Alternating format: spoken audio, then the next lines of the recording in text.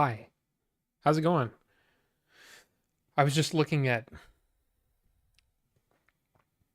somebody's Tolkien collection. That's crazy. That's like, what? Here, look, I don't understand this. This is something. Hi, Order 42. I'm Rob. How's it going? Uh, something I don't get. I have so many different copies of, like, I have, I don't know, 3 copies of Lord of the Rings as one volume. And then I have like 2 or 3 copies of each of Fellowship, Two Towers, Return. Why am I looking at more? There's really no difference. The words are the same. What's my problem? I don't know. Collector's mind, I don't know what it is. But hey, how's it going? Welcome. Carbonite Dreams, how's it going? It's good to see you. And Phil, who has been, I don't know if you've been seeing this, but Phil's been showing off some of his Blu-ray collection and maybe 4K in there. It's cool stuff on my tweets. Cool stuff. Really, really cool. So thank you, Phil, for that. I mean, if you got more, bring them on. I like seeing, well, what people like and what people have bought, physical collection. What did you buy? Because that says a lot about you as a person. That person does not have Orange Block. Well, Cosma, you're right. Jeff, you're right. They do not have the Orange Block. So, and you know what they say? You know what they say about Orange Block? Don't get the purple block. That's really all they say. What does an Orange Block do for you? I don't know. There you go. If you have a problem not having an Orange Block, hey, stick with Orange Block.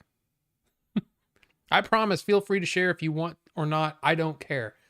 Well, no, I mean, I think it's cool stuff. I don't have them pulled up, but yeah, I think they're really cool.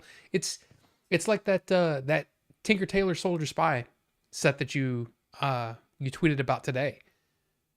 I didn't even know that existed, and maybe it's not something that existed in the US, but that's a cool little set. I think that's just neat, and I haven't even gotten to most of, like, I think one of those boxes is like nothing but sets, like cool. I don't know about cool, but there's some sets in there. I like seeing what people end up buying. I mean, just like the Shawscope, sets, or the my Star Wars sets or whatever. I think it's cool. US didn't get it, which is strange. Yeah, that is strange. Well, I know that the big Marvel set. I mean, I know some people are like, but it was like a really, really nice set of the Marvel films, and we didn't get it for some reason. And then the Christopher Nolan set is still available in the UK, but it's not available here in the US. If you want it, you have to get it. You have to get that version. I just find that strange. I don't get it. I don't understand. But anyway, how are you guys doing? You guys doing okay? I hope you're doing okay. I'm just getting all my things ready here. I say all my things. None of it really is here. I'm looking at how much of a mess it is here now. But anyway, a bit of an announcement. Next week, on next week's show, it will be late. I'm not sure how late, because I will be on another show next week. I think it starts at 6 p.m. Central Time. So it's an hour before Order 42 starts. But it's going to be with Matt Retro Wolf, and I'm not sure who all is going to be on that show, but it's going to be about hidden gems, movies that are, hidden gems, or the way that I'm looking at it is movies that didn't get a lot of, like, not a lot of people talk about these movies anymore or whatever. And yeah, it's going to be fun. We did it. God, 6 months to a year ago, something like that. And yeah, yeah. Yeah. So I don't know all the details just yet. I just know that I'm going to be on it. But yes, absolutely. Absolutely, Cosma. I would love to see you guys over there watching that with us. I think it'll be fun. Dude, the last one was really a lot of fun. Like I picked more, I would say more mainstream movies, than the other guys. But they picked some ones where like I've never even heard of that movie. That's a crazy. Okay, cool. And I'm sure it's going to be very similar. I'm going to pick some movies that I just think people don't talk about enough and people need to watch. But we'll see. Yeah, I will. Oh, trust me. I will be tweeting about it. I'll be talking about it in the Discord, all that kind of stuff. If you follow me on any of the things, you'll see it. You'll see it. And then the following week, the 21st, I can't show this to you because it's got all of my information on it. I got a jury summons. Now that doesn't mean there won't be a show. I just don't know. I don't know how that's going to go down. The last time I did a jury summons, I actually got picked for a jury, and it was a week-long thing. It was a week-long trial, which ended in a mistrial, which was kind of a bummer. But anyway, yeah, that's a thing. So I don't know if I'm going to be home in time. I mean, I'm sure I will, but we'll just have to play all that by ear. You know what I'm saying? We'll play it by ear on the 21st. But you know what? That's neither here nor there. So we'll talk about that when it gets close, or I'm sure I'll tweet about it or whatever. Anyway, we'll figure it out. Welcome, Magnus. Good to see you. So how many do I have to pick? 3. I think it's 3. I think it's 3 movies. What was funny is I was thinking, I want to talk about Speed Racer. I don't think people talk about that movie enough. I watched it again the other day. It's on HBO Max right now. I watched it and I'm like, dude, this movie's awesome. I don't care what anybody says. That movie's great. I love the character development. I love the non-linear storytelling. I love the editing. The editing is just masterful. Beautifully done. And people just, they go, oh, it's too bright. It gives me a headache. And I'm like, okay, what are you, 80? Come on. The movie's awesome. I just love it. I love it. And the worst thing is that it's not in 4K yet. What gives Warner Brothers? Put it out in 4K, man. But anyway, I went for jury duty and said that some crimes I will not convict on because of my libertarian values, and they sent me home. Yeah, my dad was actually saying, you could probably get out of that by saying this or that or whatever. And I'm like, look, here's the fact. Here's the truth. Truth is, yeah, I have Crohn's disease. Yeah, sometimes I have bad days. But unless I'm having a bad day that day, there's no reason why I couldn't serve on a jury. And I'm not I don't have any kids. I'm not taking care of anybody. There's no reason I can't do a jury, be on a jury or whatever. And you know what? Honestly, being on a jury is actually kind of neat. It was I got to be the foreman, during that week. And it was actually kind of cool. I was like, man, this feels like a lot of pressure. But I was like, I'm going to have to lead the conversation. I'm like, okay, let's do this. And like I said, it was declared a mistrial before it came to that. But it was cool that they picked me, and I don't know what I said when they asked me a question that made them go, yeah, that guy that I was working at Blockbuster at the time. That guy who, that dude, he should be the foreman.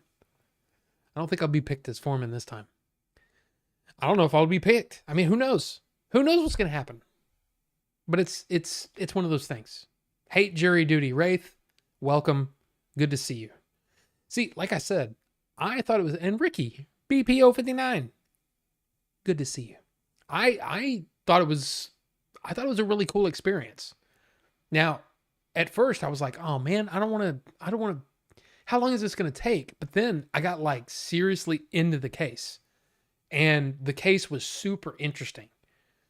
But yeah, it was one of those things where I was invested and I wanted to know more, and I really got into like different law movies and stuff like that because I found it interesting. I don't know. I don't know what to say. No, no lawyer. No lawyer. And Wraith, did I say welcome? Welcome, Wraith. You're gonna think of your 3, Phil? Okay. Yeah, it's a weird one. I didn't have a whole lot of time to, or it was probably one of those things where it was like, oh yeah, crap, I gotta come up with 3. Blah blah blah blah blah. I'm gonna look through, some of my movies and see if there's anything that sticks out to me. But yeah, I did. Okay. Just want to make sure. Because, welcome one and all to the Order 42 show. Yeah, Speed Racer is cool beans. But anyway, that's what I was trying to say. Speed Racer, I was like, I want to talk about Speed Racer. Guess what? That was on the last one. I found my notes for the last one, and it was one of my 3. So, Anime Redline is great too. It's just as good as Fury Road in my opinion. It's a great. Okay. I don't think I have never heard of it. So there you go. Your 3 films, Split Second, Enemy Mine, and Clue. Those are really, well, I was going to look up Split Second. IMDb.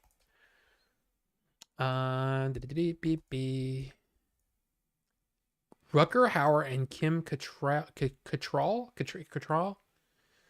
In a flooded future London, Detective Harley Stone hunts a serial killer who murdered his partner and has haunted him ever since. He soon discovers what he is hunting might not be human. Oh no. Interesting. I mean, hey.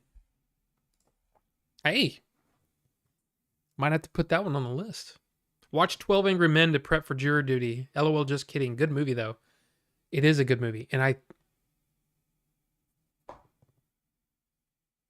I'm not sure if I actually own it. I'm not sure if I own that one. I love it, though. I'm pretty sure I own it. I'm pretty sure I bought the Blu-ray on that. Because it is a fantastic movie. It's really good. If I didn't buy the Blu-ray, I bought it digitally. And I can't remember which one. I'm almost positive I bought it in one of these sales.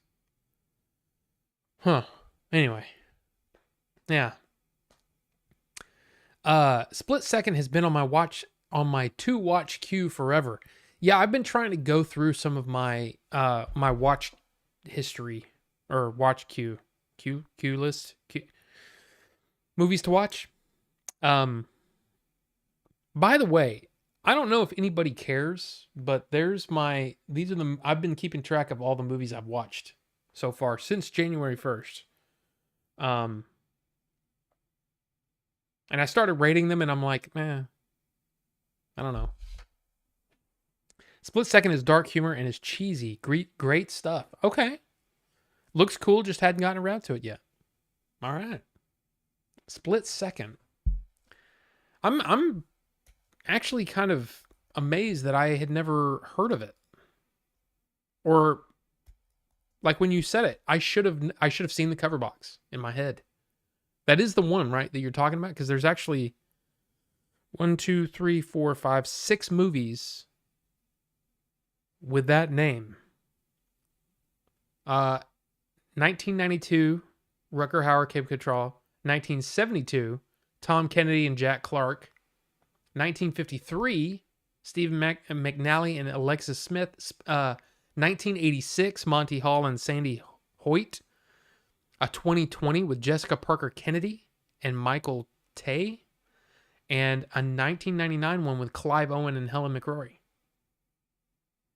Oh, I'm sorry. Here's another one. 2009, Catherine Hicks and Scott Bailey. There's a lot of movies called Split Second.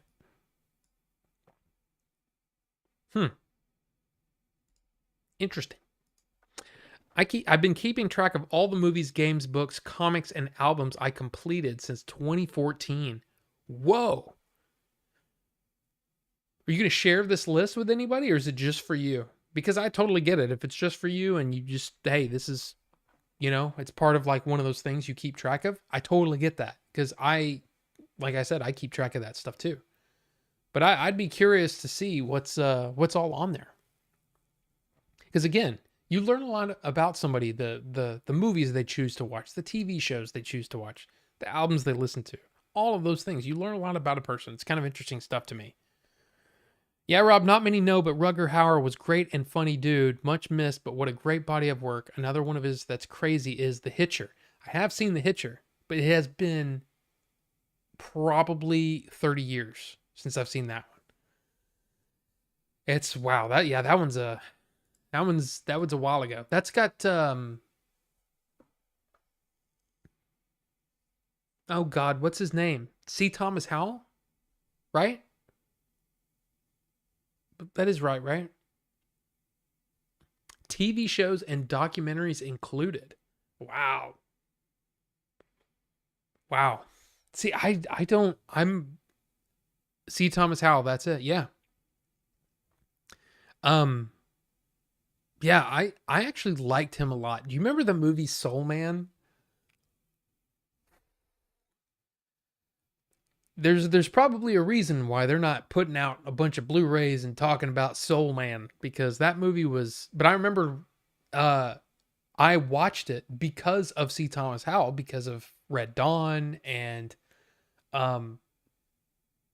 Red Dawn, The Outsiders, right? He's in The Outsiders too. But yeah, Red Dawn was the one, man, I used to watch Red Dawn like every couple of months. I would watch Red Dawn. Wolverines! I loved it. Patrick Swayze, Charlie Sheen, Jennifer Grey, Leah Thompson. Awesome movie.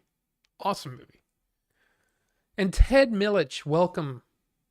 Can't stay long. Hope you have a good show. To try to jump in later. Hey, Ted. That's what's great about this show. You can come and go, and we're always talking about something. If my voice doesn't give out. You hear my voice? I don't know what's going on. For those not aware of The Hitcher, Rutger Hauer plays an overpowered psycho. I remember, I totally remember that movie. I mean, I don't remember if it's like great. You know what I mean? It's like some of those movies, you watch when you're younger and you're like, that was really good. And then you watch it again 20, 30 years later and you're like, wow, that was like Howard the Duck. That was a bad one. When I watched it recently, I was like, God, this movie sucks. This movie's really bad. But I used to love that movie when I was younger. Used to love it. And not just because of, duck boobs. But anyway. Oscar, what is going on? How is it going? You're right on time, kind of. Well, I wanted to talk about RetroExpo this weekend. Now, this is one of those things that happened sort of last minute. Billy texted me Friday night and said, "Hey, do you want to go to RetroExpo tomorrow?" And April and I we'd already made plans, but it was also one of those things where the plans weren't really plans. So she was like, "Dude, if you want to go. We can go to this. We can go do this another time." Don Bluth, yeah. On break from work, so I had to check in. Well, I appreciate that, Oscar. And then Magnus said, "I saw The Mummy in the theater and liked it. Watched it a month ago and couldn't wait for it to end." Wow. It's been a long time since I saw The Mummy. Long time. I own it. I'm pretty sure. I think I own not the Blu-ray. I think I own the DVD, but it's been a long time. But I remember that one being pretty good, but it's also kind of cheesy, and it's got that cheese factor, but still enjoyable, and that early CG that's not great. But Biff was there. Yes, he was. In fact, we didn't technically meet anybody. Here's what happened. Here's what happened. So I got there, and here, let me go to here. I got there, and yeah, I just started looking around and seeing what was there, seeing if there was anything that was like, it's like, oh man, I want to get that or whatever. And what I was looking for was, we had talked about this before, the fact that there's the Authority, the DC comic series, kind of. There's an omnibus of that for whatever reason it's sold out everywhere, and it's probably because, you know, what's his face, James Gunn, tweeted about it and said, hey, this is the kind of stuff that we're looking for. And of course, what happened is, it completely sold out everywhere, and it was going for cheaper than the list price. Now it's going for double the list price, like on eBay and stuff. Anyway, that's what I was Wraith, I want to talk about that. So because that was weird. Yeah, so I was looking around. I didn't find anything that just jumped out at me, but yeah, it was your typical. I say typical. A lot of these shows, they feel very similar once you get into them, and you're like, yep, I've seen. Okay, there's the guy that does the this kind of stuff. There's the guy that this guy does woodworking type stuff, and this guy does whatever. And then there's the comics guy, and there's the toys guy, and there's this is the classic toys guy, and all that stuff. You've got all the different shirts. Oh man, I didn't actually, there was some cool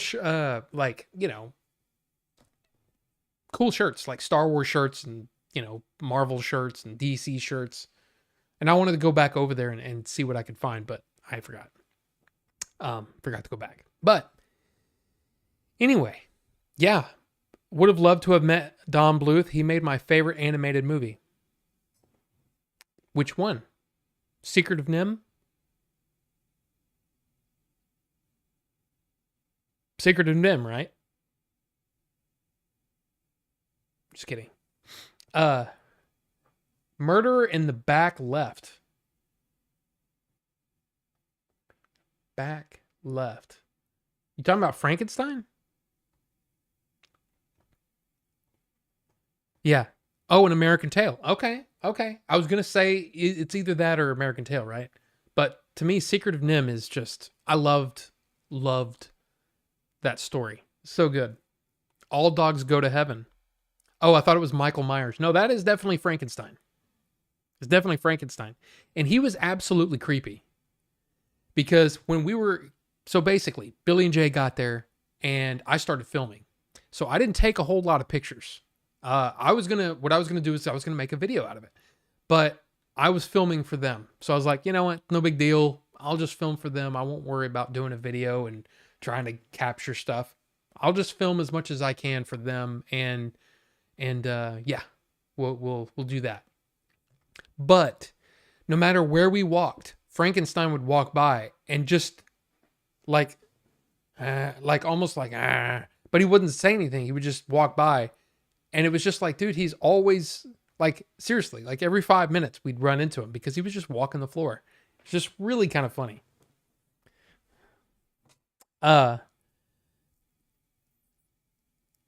Did you ever go to a Star Wars con? Magnus, yes. I have been to 2 or 3 of them, but most of them, honestly, they turn out a lot like the way that this feels, where it's, you've got your different vendors, action figures, you've got different toys, you've got comics, you've got posters, all kinds of stuff. And it's usually, you kind of see the same people, over and over. Oscar, have a good one, man.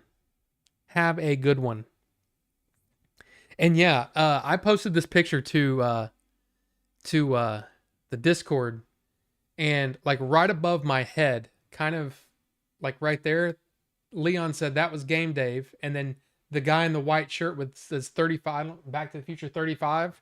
They said that's Game Sack, and then that's Jay without a hat on. That's not Jay. That's woman, and that's not Game Dave.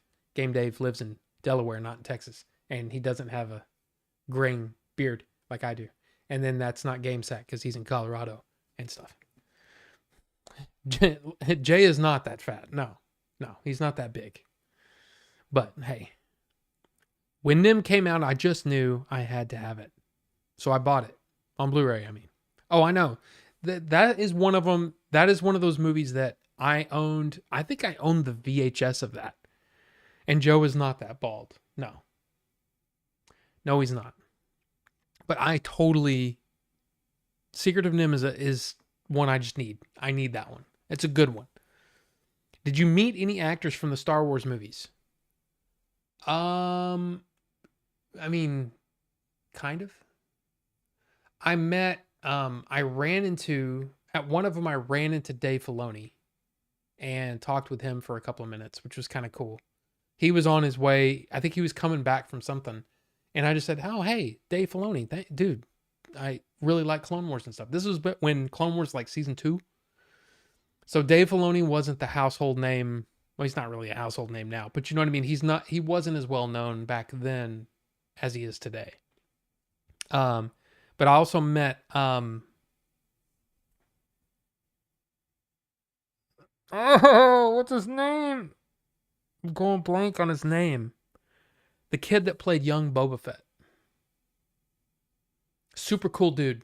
Like, super cool. And we sat and talked with him for like 10 minutes. He was awesome. Just a cool dude, you know? In episode 2, yes. Yeah. But it was, of course, much later, right? Where he's probably, God, this had to be like 2004? No, I'm sorry. No. Had to be like 2012, something like that. So I think he was like 19, 20, something like that. Just awesome dude, though. Really, really cool. That was the same one where I met Joanna Cassidy, and I met a few people. But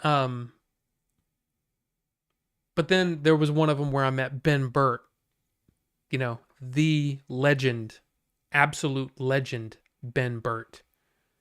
And I gotta say, that was of all the people that I've met so far, like famous people, he's number 1 for me. I know, but he's number 1. He is absolutely number 1. He's like seriously one of my heroes. I mean, think about this. Think about what Star Wars is, okay?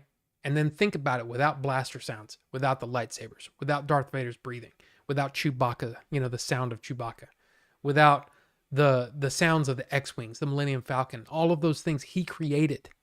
And that is, for me, sound design was always something I was interested in. And even as a young kid, and then watching like from Star Wars to Jedi and seeing him with a shotgun mic next to one of those guider lines, you know, and him hitting it and making the blaster sound.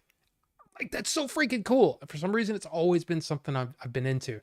So getting to talk with him, and seriously talk with him for a few minutes. He signed my one of my books. It was a book that he co-wrote. I loved it. I loved meeting him and talking with him.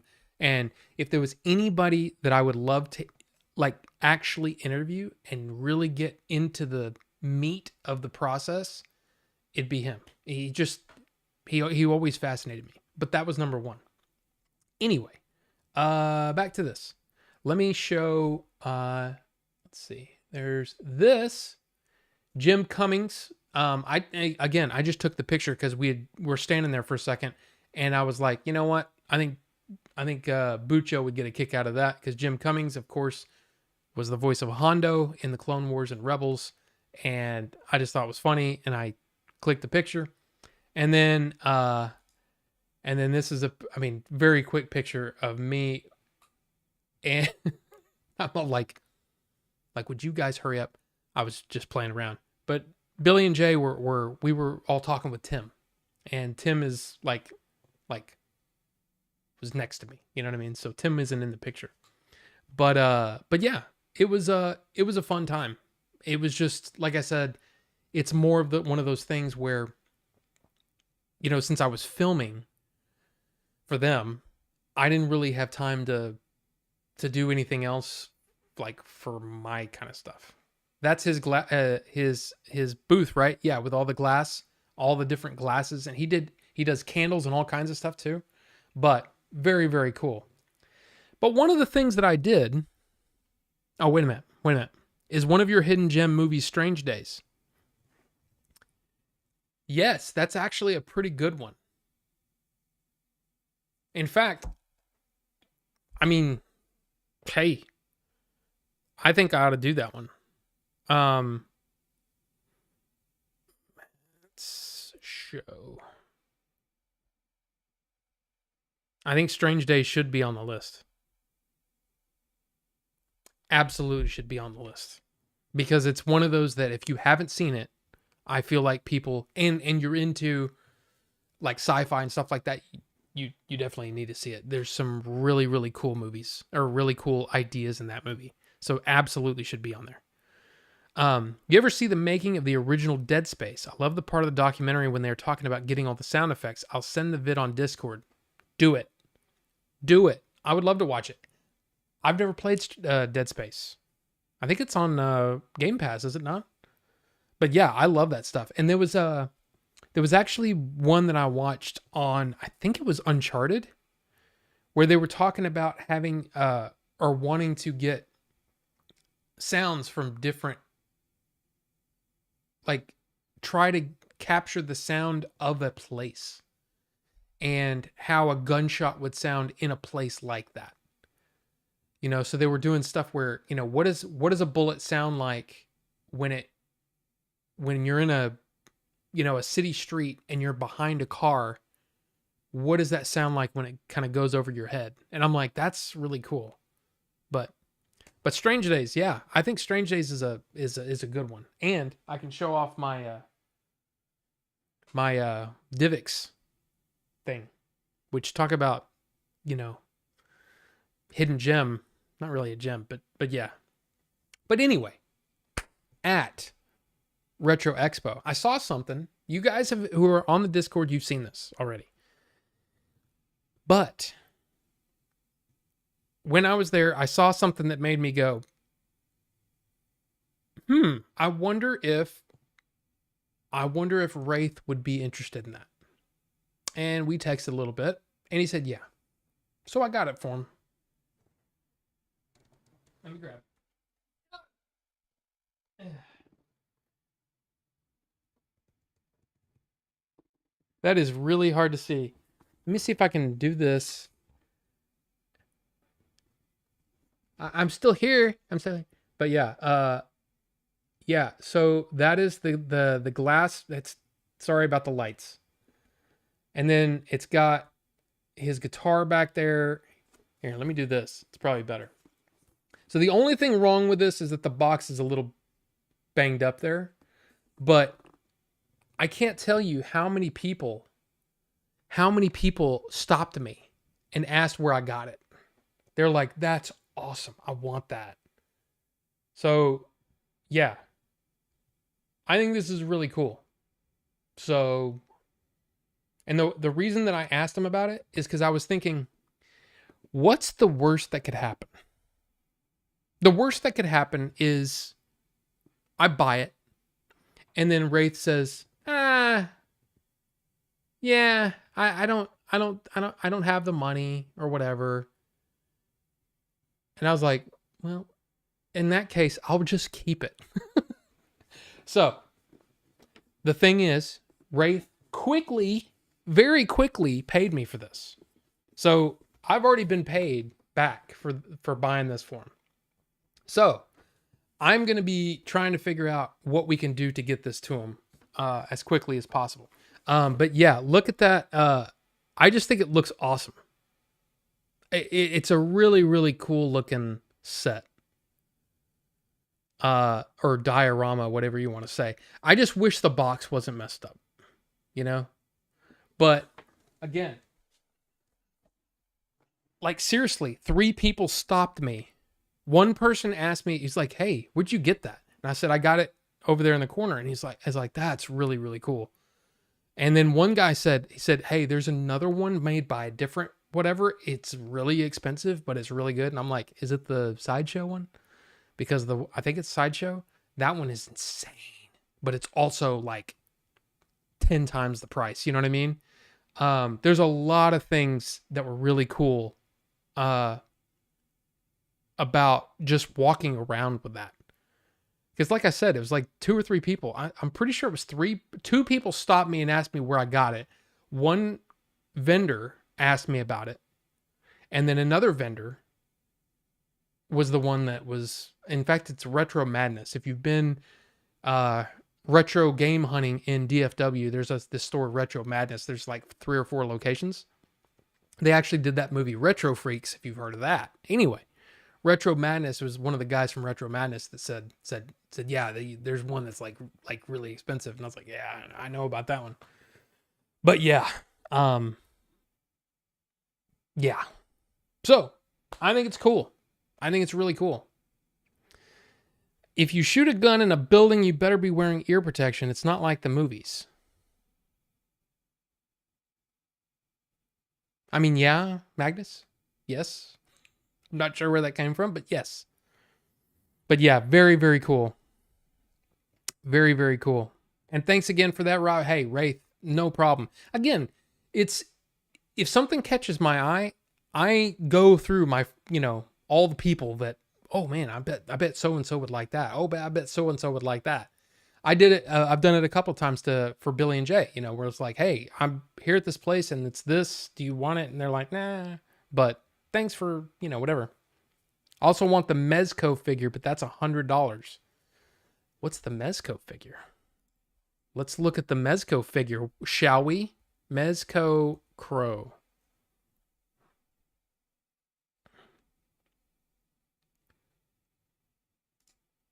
Is it that one? I'm pretty sure that's not what you were talking. Maybe, hey, maybe it is. Maybe it is. Well, I was looking at this one. So is it this one? Okay, get out of here with your. That one?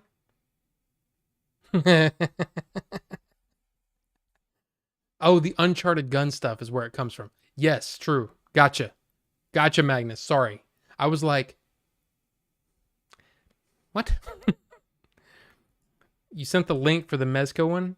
Well, it's this, right? Isn't this the one that you're talking about? Or maybe not. Here. It looks the same. Yeah, it's the same one.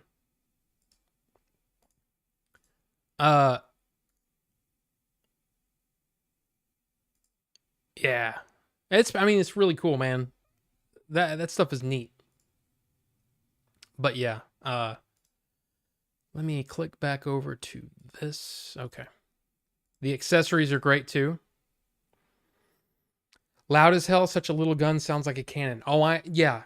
Just firing off some rounds on a shooting range. It's crazy. It's crazy in there. So yeah, absolutely. I get it.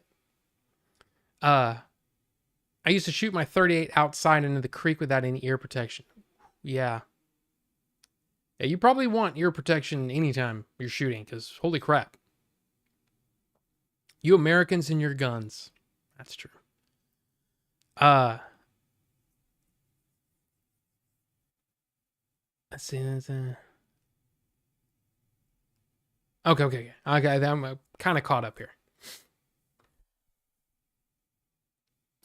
I would buy it, but I got to spend another $750 on my 2 front tires. Oh my god, Ricky, with your tires. What's the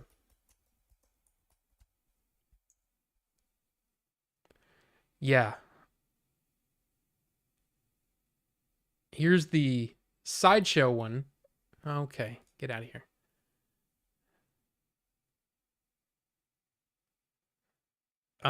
Yeah.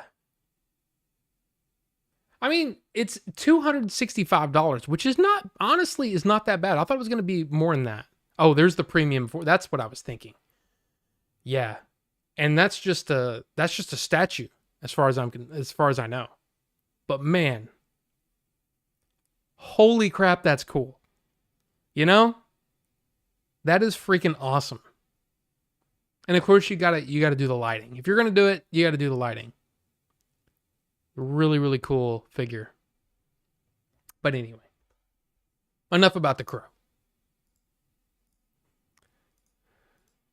Just buy it with your Apple Pay. No, because I still have to pay for it, you know? Still have to pay for it. So anyway, Retro Expo was fun. You'll get to see more from it, hopefully on a future Game Chasers episode. Oh, crap. Okay. I'm just going to tell the story. I'm going to tell a story now because hey, it really kind of happened to me. So we're standing there, we're waiting for Billy or Billy's there. It's me and Billy. We're waiting for Jay to get there. We're waiting there and we're just waiting by the door. And suddenly, Lance Henriksen walks up to me. Like, I'm not kidding. Lance Henriksen, Bishop from Aliens, right? Walks up to me. And he goes, we can get out these doors, right? And I'm like, yeah. And he goes, well, I was just molesting a dog back there. What? And he goes, well, in England, they call it, they say molesting a dog, you know, instead of petting a dog. And I'm just kind of like, okay. And I'm like, Lance Henriksen, like, seriously, like this far away from me. And then he goes outside to smoke a cigarette. And I'm like, and I look at Billy and he's like, what? I'm like, I don't know. I was like, look, I'm just going to throw this out there. I'm pretty sure that the word molest means the same in the UK as it does in the US. Am I wrong? He's petting a dog. So anyway, kind of a funny little story. And Billy actually took some video of me kind of briefly telling the story. So again, that probably, hopefully, will end up in a Game Chasers episode as well. So, yeah. Did I dress up as the Crow when you went to Nine Inch Nails concerts? No. But if I had the physique and the look, yeah, I probably would have. I'm not going to lie. I thought that look was like, that is exactly, like, I never wanted to be a bodybuilder. I wanted to be just freaking ripped like Brandon Lee was. It was just like, dude, that guy was just, man, he was in good shape. That's what I wanted. So yeah, if I had the physique, yeah, I probably would have, but I didn't. I didn't. Name brand Coopers, because that's what I have on all my vehicles. I will say this. Once you buy expensive tires, if you've ever bought expensive tires before, once you do it, it's hard to go back.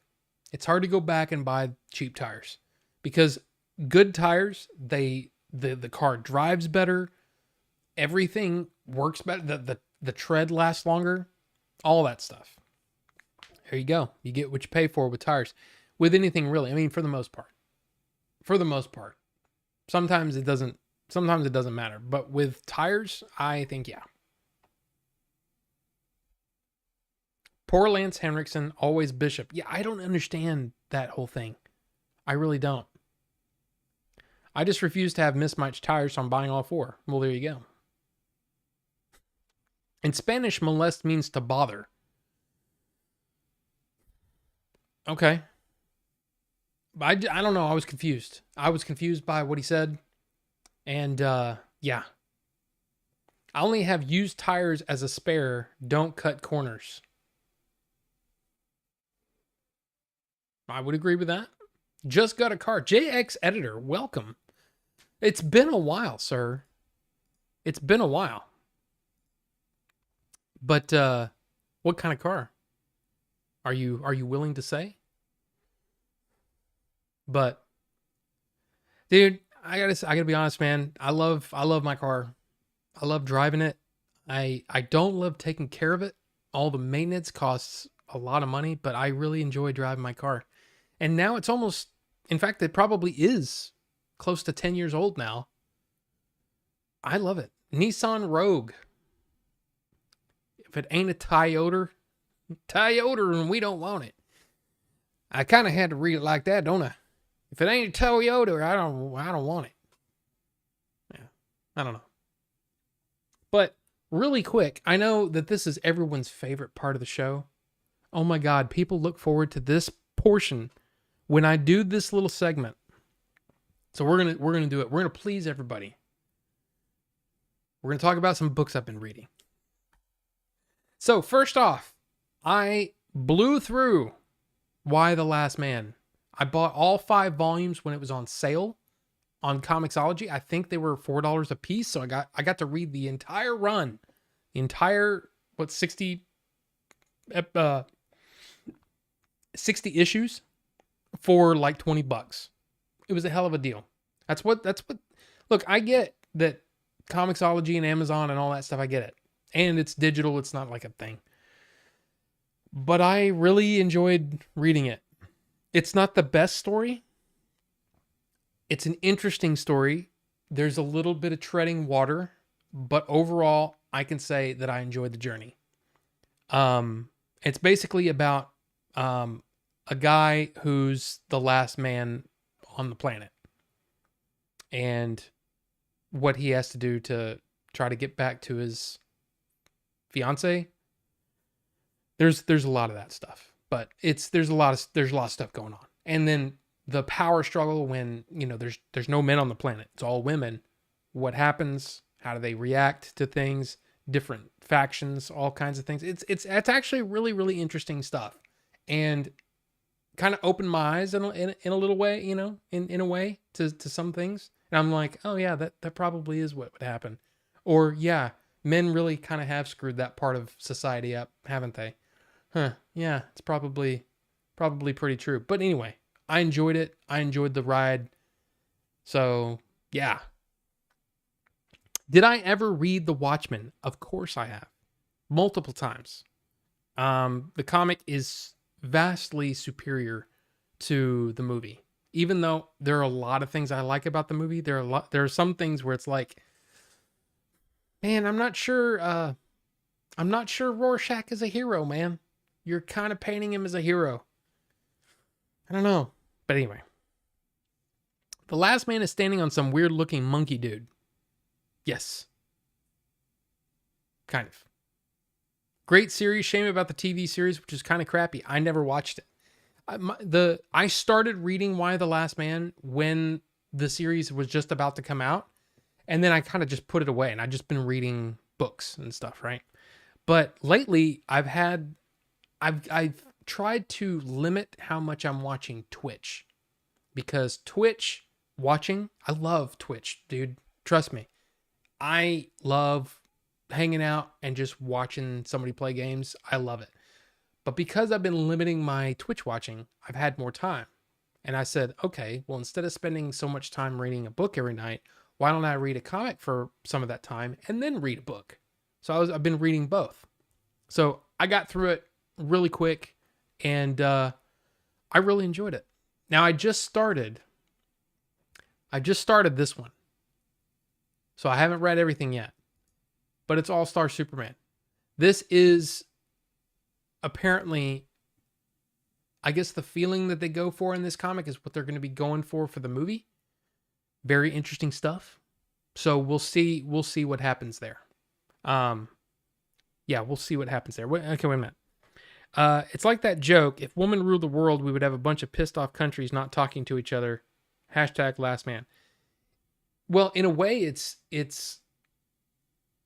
weird how there's an openness on certain parts of it, but then there were some really like, why are y'all doing that? That doesn't make sense. So the fact is everything would be screwed up. And it's just because you take away one gender completely. You take the Y chromosome off the planet.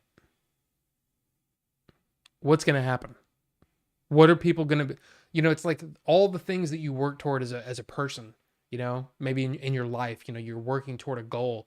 All of those goals change, you know, when something like that happens. So it was really kind of interesting to see how almost nothing but women, how they would react to it.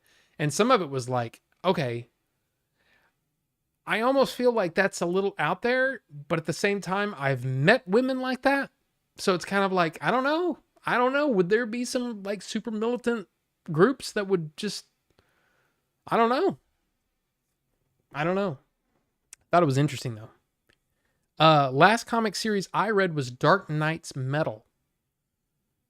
Dark Knight's Metal. I don't think I've ever heard of that one. What is that about?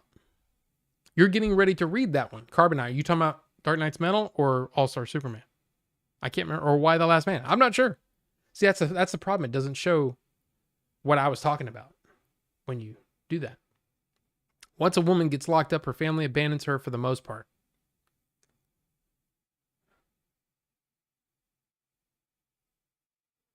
I mean, kind of, yeah. Oh, All-Star Superman. Okay. Cool. Yeah, I've got just a list of comics that I want to read, and what I'm really wanting to get through or get to is The Authority.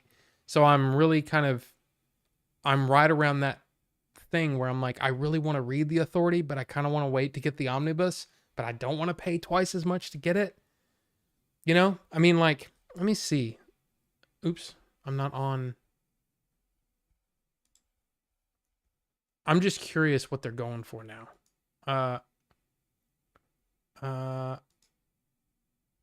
Yeah. 150, 160, 113. Oh, 2 bids, 5 days left. 146, 220, 210. I mean, come on. I'm sorry, comic series is not worth that much. And really, the only thing they have a, what is it? The absolute editions of the Authority in a volume 1 and volume 2, and they're much cheaper, right? The only thing that the omnibus has that those two don't is a mini series based on one of the characters, and I'm kind of like, why don't I just buy that mini series separate, and then the two absolutes, those are going to be the large format. Might be worth it to me. I don't know. Batman investigates a mysterious metal linked with the supernatural Bat God, and the universe is attacked by a collection of evil Batmen. The Batman Who Laughs is one of them, if you've heard of him. I have. Well, wait a minute. The Man Who Laughs was a series, right? And I think I own that one. Pretty sure I own that one. Almost all the big I would say pre-2000s, all the graphic novels pre-2010. I've read most of the big Batman stories. So yeah, that sounds awesome. Dark Knight's Metal. Interesting. Don't pay those prices. Yeah, I'm not. I got 50 comics in my Comixology queue. Yeah, I've got. Can I pull it up on here? I don't even have it on my phone, but I'm wondering if I can just. Oh, I'm not logged in. Yeah, I'm not even logged in on this one. Okay, never mind. I've got a lot. But I mean, I also have like all of the old Star Wars omnibuses. I have all of those. I bought all of them because they were like $1.99 a piece. You know, and back then, you know, when I was looking at starting to collect those, they were like 20, 25 bucks a piece or something like that. I'm like, I'll get to them at some point, and then I never did. And then seeing them for $2 a piece, it was like, sold. It was awesome. So I have all of those. I have the complete, or at least up to now, I have Saga, which Saga is supposed to be written by Brian Vaughan, right? The guy that did wait, let me pull that back up again. Oh, it's not listed on it. It's Brian K. Vaughan, I think, is who wrote Why the Last Man, wrote Saga. So, yeah. So yeah. Um yeah. The god's name is Barbados. I pronounced it like Barbados. My brother pronounced it more like barbecue. Barbatos? Barbatos? Then one day I was reading the latest issue and I saw it. I called my brother's name and told him Barbados and heard the most disappointing groan from the other room. It's good. That's good. Different dark universes have different Batman. The Red Death is the result of Batman strapping Flash to the Batmobile in order to enter the Speed Force. They merge with Batman being the one in control. See, that's the kind of stuff where, man, some of that I have no idea. Like, there's some stuff that's in All-Star Superman right now that I'm like, I don't know what they're referencing. I have no clue. Because I'm not versed in the DC universe and or the Marvel universe. I dealt with Batman in a very limited space. And that's where I loved comics, was Batman. That was it. So it'll be interesting to read some stuff like this. I've got the 52 volumes 1 and 2 of Batman, or Batman Earth. I don't know what I don't know what I have. I have all kinds of stuff that I have to get through. I say have to. That I want to get through. That I purchased because I like reading. And comics are awesome, especially on an iPad. So, actually, hold on a second.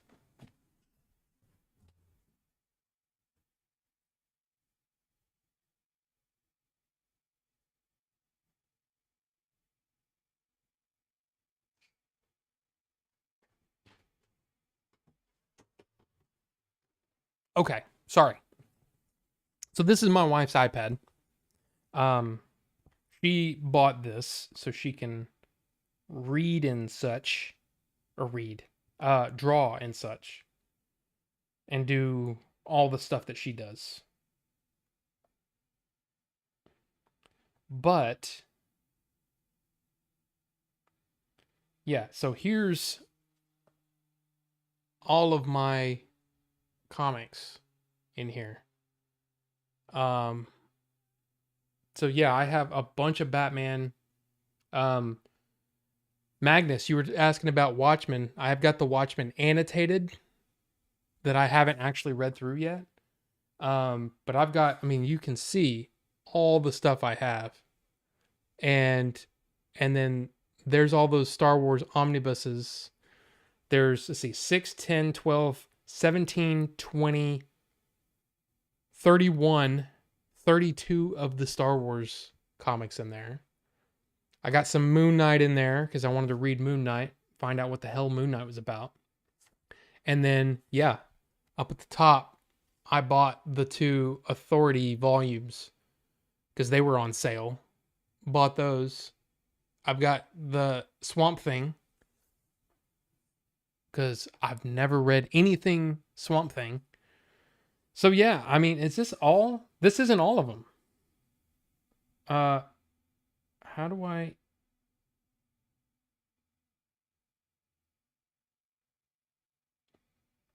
Oh, I have to click on read.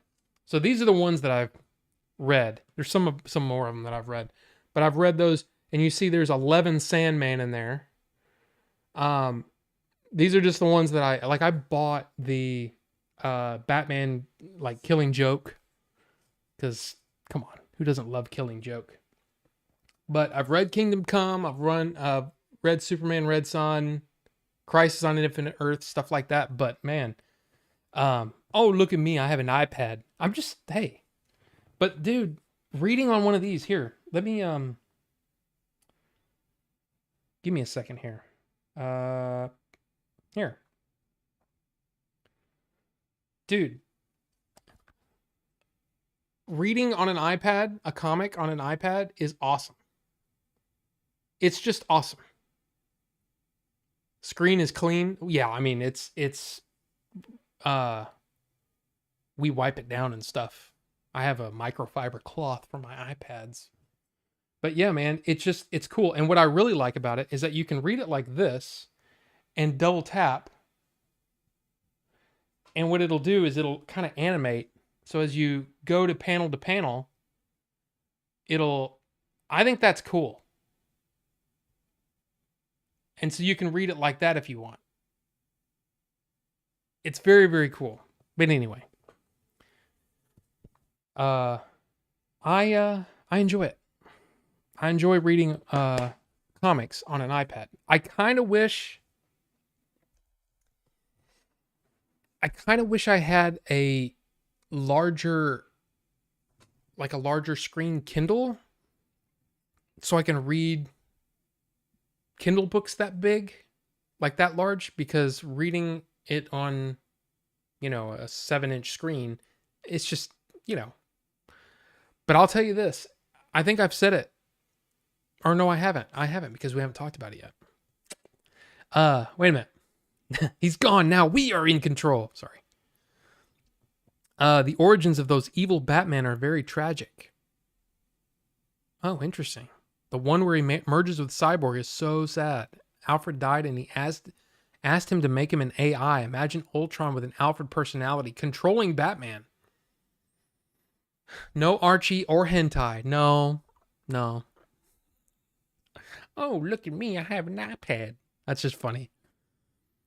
There's this library app I used to read comics like that. Yeah, I just love. And it's like when I started doing that, when I tried it for the first time, because this is back when I was sick and I was in recovery kind of.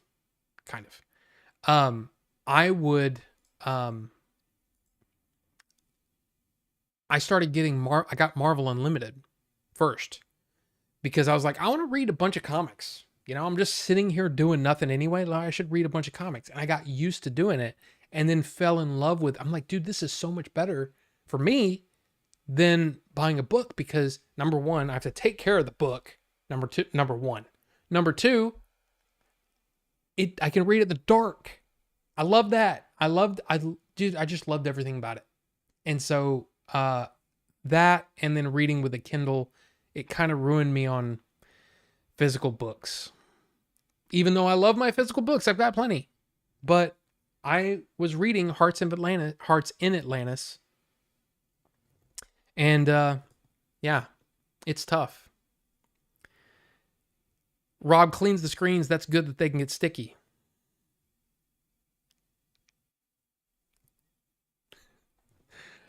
But no, it's over time, they just get gross. They just get grimy. See, look, watch. See, it's to turn off the screen. If I can turn off the screen. Yeah, look at that. Look at how many fingerprints are on that thing. And it's just from tapping around and stuff. So, yeah, they get grimy after a while. But also when you've got it this bright, it just, oh, that's her wallpaper, by the way, which is yeah. Oh, and she's a fan of Star Wars too, so there you go. I don't have Star Wars stuff on my screensavers or whatever, but anyway, I'm glad you got me into it. Didn't think I would like it, but been reading a lot of comics now. It's really, really fun. And I know this is one of those things that people don't like, but I'm telling you, with Comixology, with Kindle Unlimited, you can pay it's kind of like Netflix, where you can read as many comics as you want in that month or whatever. Dude, I've gotten a Kindle Unlimited for 1 month and read just a ton of stuff and then canceled it. And it's awesome. So, yeah. Will you read the comics on your big screen TV or VR headset? No, that's a little too much. In fact, what I've found is that lately,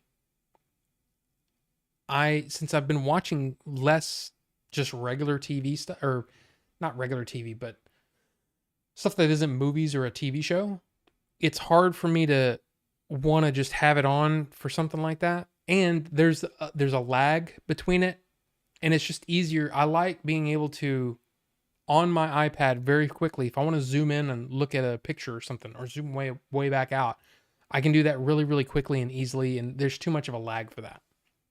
But is it me, or is the PSVR 2 launch very, very low key? It was released in the UK in February, and you can only buy it from PlayStation. Weird. Yeah, I'm curious how it's going to go, because every review that I've watched so far has been like, it's leaps and bounds ahead of every VR headset on the launch, or on specs. The problem is there's very little software. So there you go. It's a weird thing, and yeah, I want to see more. I want to see more. I want to see more games. And I want to see more games that take advantage of not just the, being in VR, but all the stuff on the controllers as well. Because, I mean, if you have a PS5 and you played Astro's Playroom, you play that and you go, okay, why aren't we getting that in all of our games? That's awesome. It's so cool. And it adds to the experience. It's amazing. But for some reason, it just doesn't, people aren't doing that. Of course, I haven't been playing a whole lot of PS5 lately, to be honest. By the way, my birthday was last month. Saw Cocaine Bear, very enjoyable. Well, yes, happy birthday from last month. And did I see Cocaine Bear? No, I did not. It was going to be really hard for me to go see Cocaine Bear in the theater, because it didn't look like it was for me. It's goofy, it's crazy, it's out there. Just didn't look like it was going to be for me. And from the reviews I've watched and read, I'm right. They're not pushing it, and no one is stocking it. You have to buy direct from PlayStation. Yeah, it's weird. I don't know. I mean, I haven't honestly been in anywhere. Like I go to Walmart and stuff to buy groceries and stuff sometimes. Not always, but when I do go in there, I almost never go to the electronic section anymore. And in many cases, we have so we have a Walmart that's very, very close. Not a super Walmart, but what do you call it? Just a regular Walmart, I guess. And then we have a Walmart neighborhood market that's kind of, so basically if I go north and go down this road, there's a Walmart. If I go south and go down that road, there's a Walmart neighborhood market. And they're almost like the same distance from me. A lot of times I'll just choose to go to the neighborhood market. And then Best Buy, the only reason I go to Best Buy is if I'm going in there to buy something specific that they have in stock. I don't go in there to shop anymore. I shop on Amazon. And in a lot of cases, it's like, okay, what's more important? That I get it for the absolute cheapest price, or that I get it right now? And then if it's right now, then I'll go to Best Buy. You know what I mean? It's weird how I've been doing that without really thinking. But I went to the one by the AT&T Stadium. It had little to no toys or games.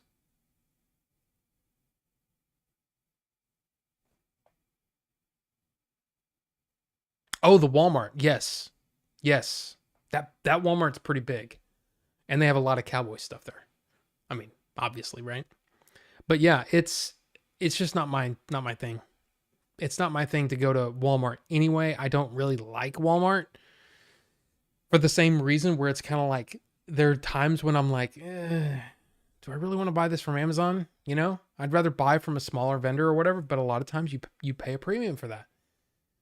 Usually you get it for the cheapest through Amazon. But then again, depending on what it is, usually guys throw crap off the truck. You know what I mean? So it's like, sometimes you don't get it in good condition. So that's another thing.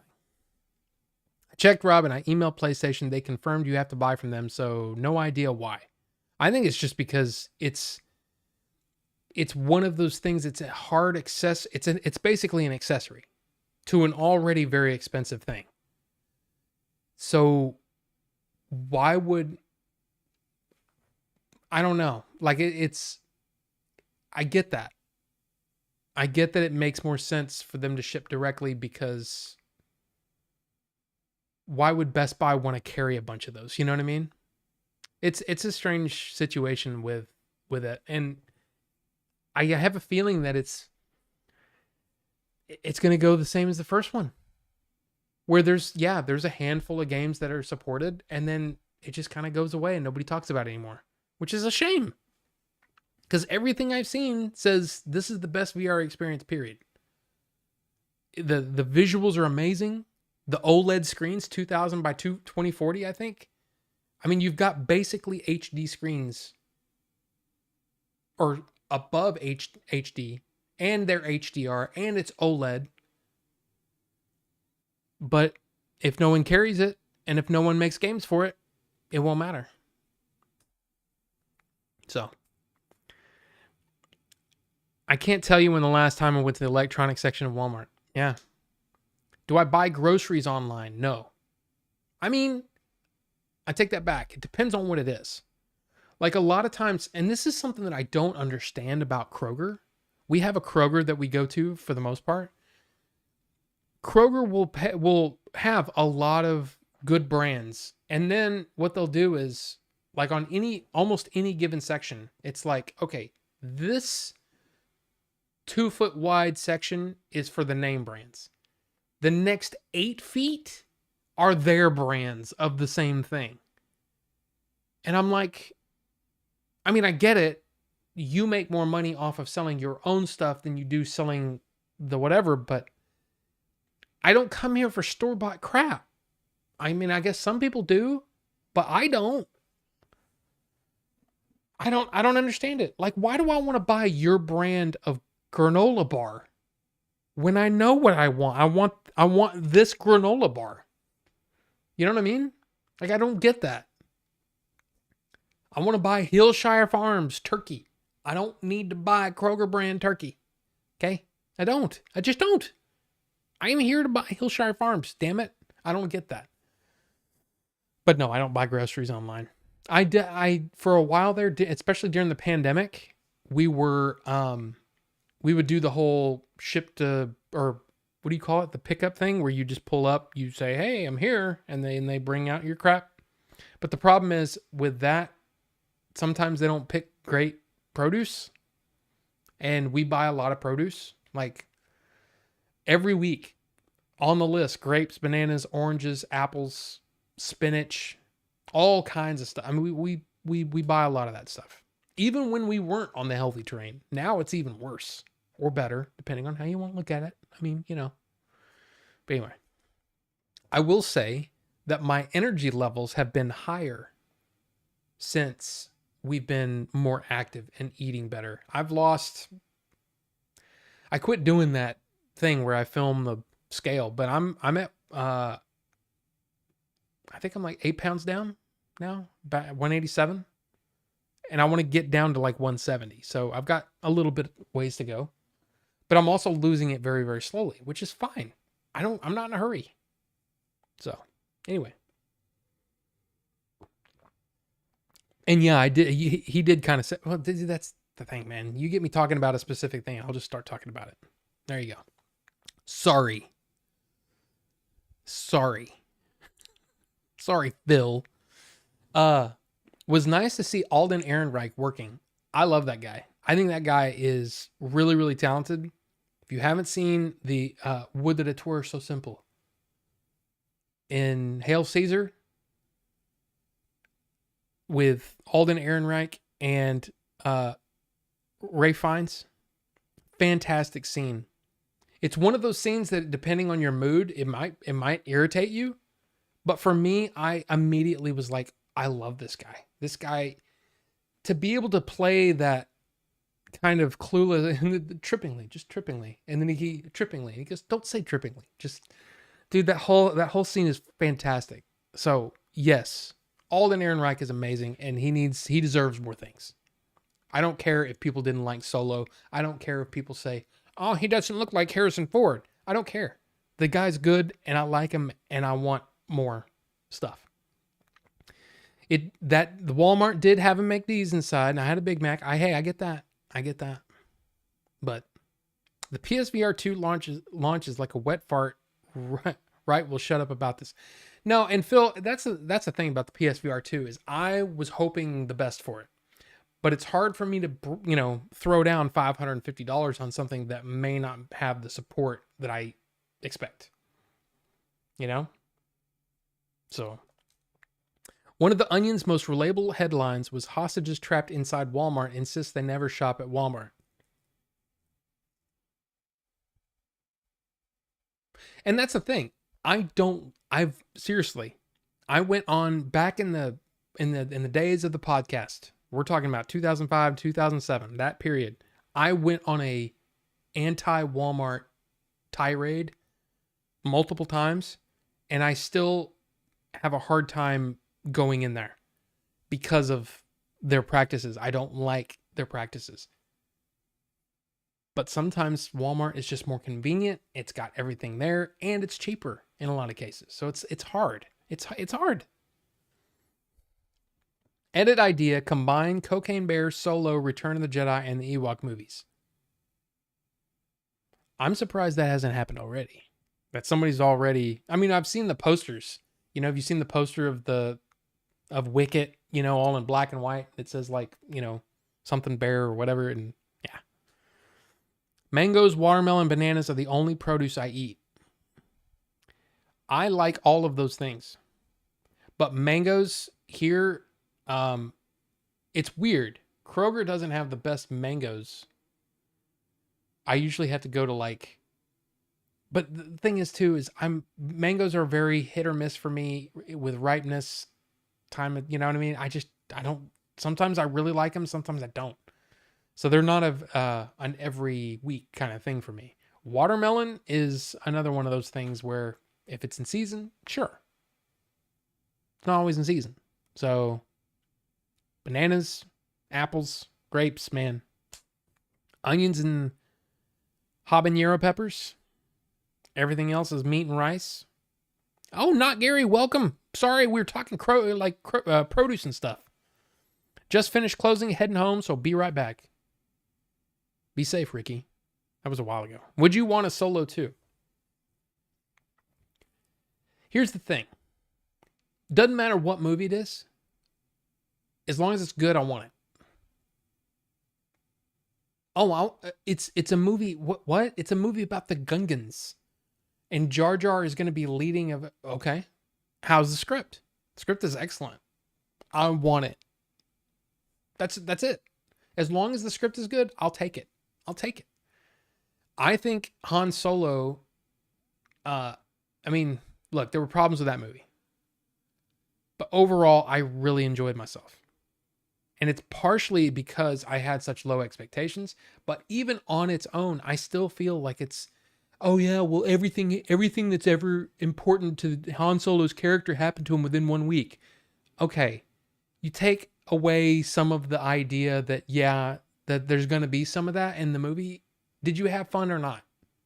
Was it an enjoyable ride or not? Was Woody Harrelson fun or not? Yeah. Was Emilia Clarke good? Yeah. Was it cool to see, what's his face?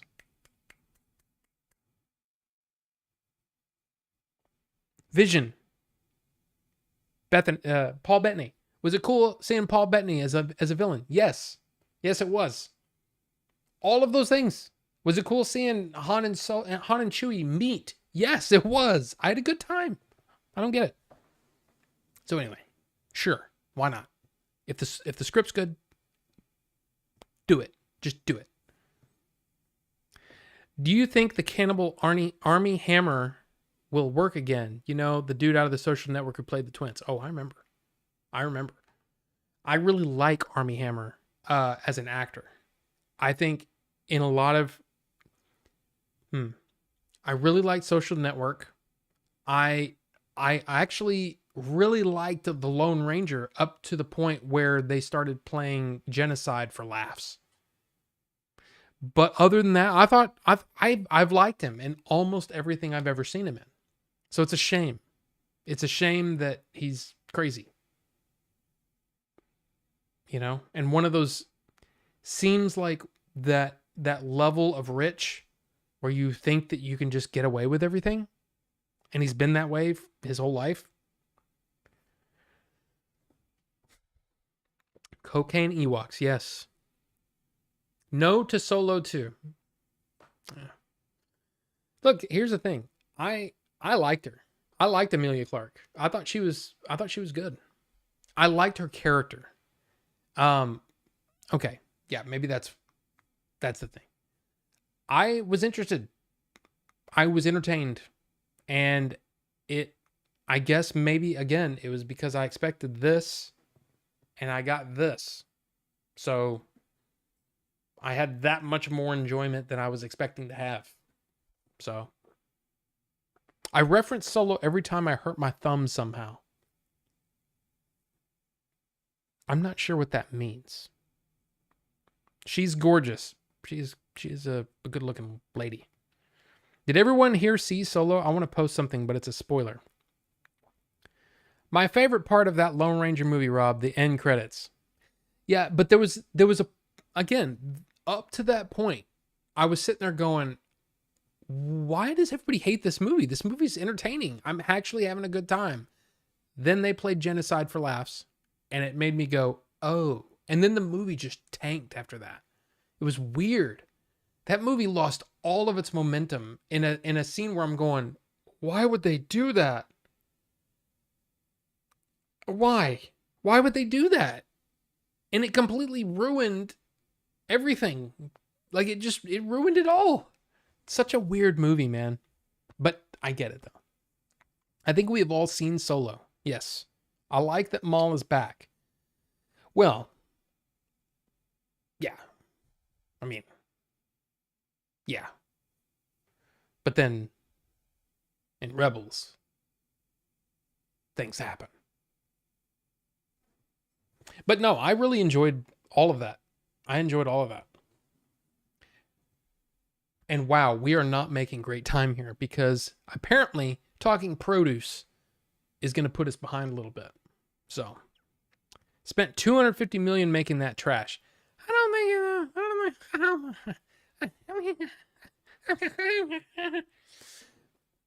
liked it. I thought it was fine. I actually enjoyed, I'll just say this. Now that the sequel trilogy is done, I enjoyed Rogue One and Solo more than the entirety of the sequels. And this is coming from somebody who seriously defended The Last Jedi on the merits of that he was making a movie that was a standalone movie, but worked in the whole thing. And the problem is I don't, here we go on the Star Wars talk, but I feel like in a lot of ways, people weren't bright enough, or maybe that's not the right thing to say. I'm talking about the people that were making the movies. They weren't clever enough. I don't know what to say. I felt like Rian Johnson looked at the script for Force Awakens and went, okay. I mean, it's a little pedestrian, but okay. I'll go with that. Okay, here we go. Okay, what are we gonna do here? Okay, let's do this. And then they did it, and I felt like a lot of it worked. A lot of it didn't. Especially looking back now, after the thing's done, it's like, well, that was taking Finn and Poe and putting them on these different trajectories completely screwed up what would come in Rise of Skywalker. Just completely screwed things up. But I mean, the Luke and Rey and Kylo Ren, that stuff was spot on, and a lot of it was cool. Then Rise of Skywalker comes out and just poops on everything. Poop, as the Europeans say, pooped on everything. And then, so basically what you have now is 3 poop movies, and then you've got Rogue One and Solo. And I enjoy Rogue One and Solo because they don't ruin anything.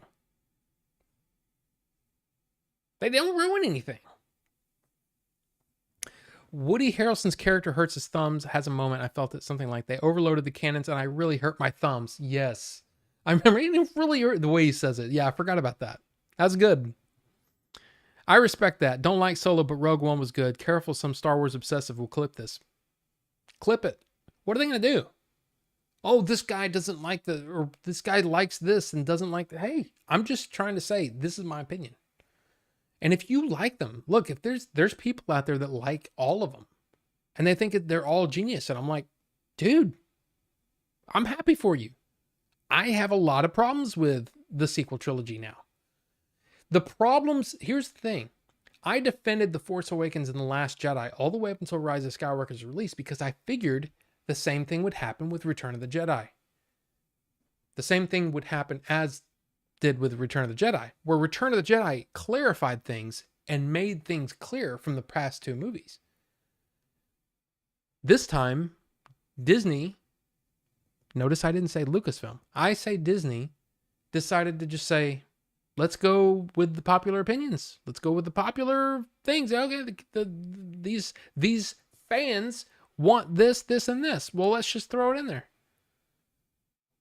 Well, here's the problem. None of that follows from what we got before. So, anyway. You will never convince me on Rian Johnson's Star Wars. LOL, sorry, Rob. Respect your thought. Well, that's the thing. There are people that look at that and say that that's complete trash. But there's a lot of movies that they like that I think are trash. So we all have our opinions, you know? The same. We all have our opinions. I never finished Rebels, but just heard rumors.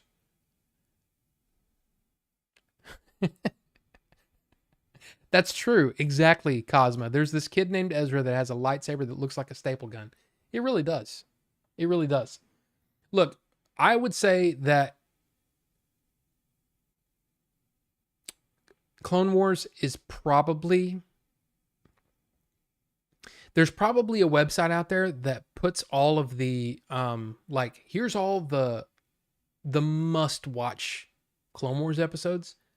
There's a lot of must-watch Rebels episodes, and one in particular was, when it was over, I was just like,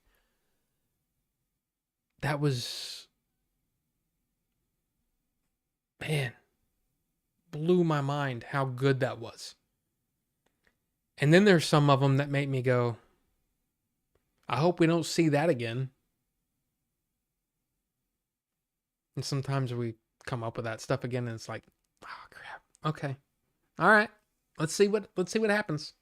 I just don't know if I want Sigmund the Sea Monster as a main villain in The Mandalorian going forward. I'm just saying. Anyway. I think Kathy Kennedy and J.J. Abrams need to come out and fess up they messed up on these new Star Wars movies. I don't... Okay. The thing is, and this is what scares me about Bob Iger being back in charge. I think a lot of that came from him. Now, of course, yes, J.J. Abrams and Lawrence Kasdan wrote or came up with the story for what episode 7 was going to be. Well, there's Michael Arndt too, but they pretty much wrote the script, and then that happened. Then Last Jedi happened, and then everybody's like, okay, the movie made money, but all the people seem to be mad. Not all of us. Some of us were like, dude, you're missing it. You're missing the point. You're missing the point. Not saying everybody missed the point. I'm saying a lot of people missed the point of The Last Jedi. They completely misremembered things. There was so much talk about people like, and it was, I don't want to call people out, but there's a very, very popular Star Wars YouTuber that when he would come up with reasons why they need to do this and they need to do that, he would reference things that didn't happen.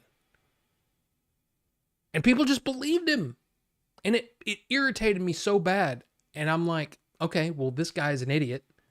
And he's just a whiny fanboy. And that's not who people need to listen to. And that's definitely not who Lucasfilm needs to listen to. You want to listen to somebody, you want to have some actual discussion around something about things that actually happened in the movies. Star Wars Explained. I'll say that. Instead of downplaying the ones I don't like, Star Wars Explained.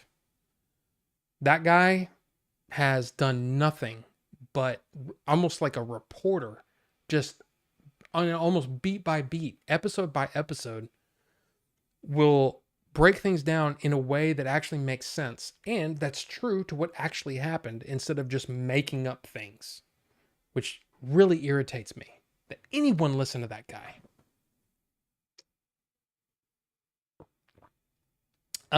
Anyway, I hate the idea, and Phil, I'm not blasting you or anything. I hope you know that. Anybody, by the way. But there are so many people put the blame solely at Kathy Kennedy's feet. And I just don't think that's true. Knowing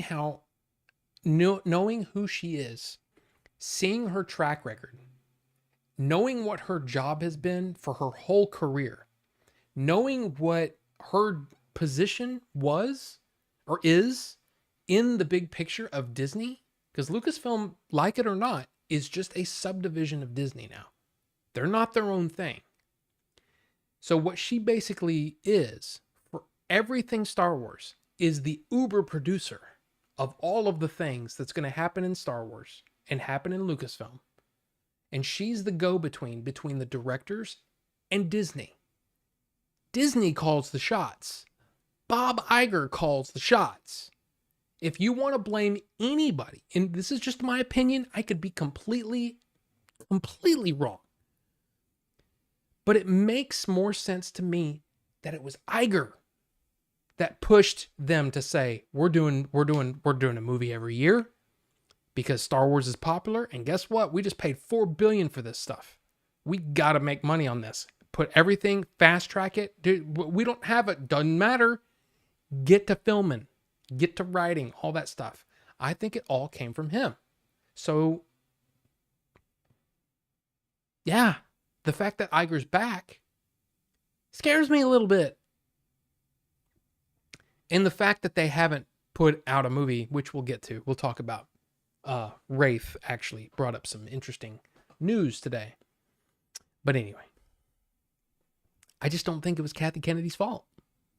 I can't really put all the blame on J.J. Abrams either, because J.J. Abrams is just J.J. Abrams.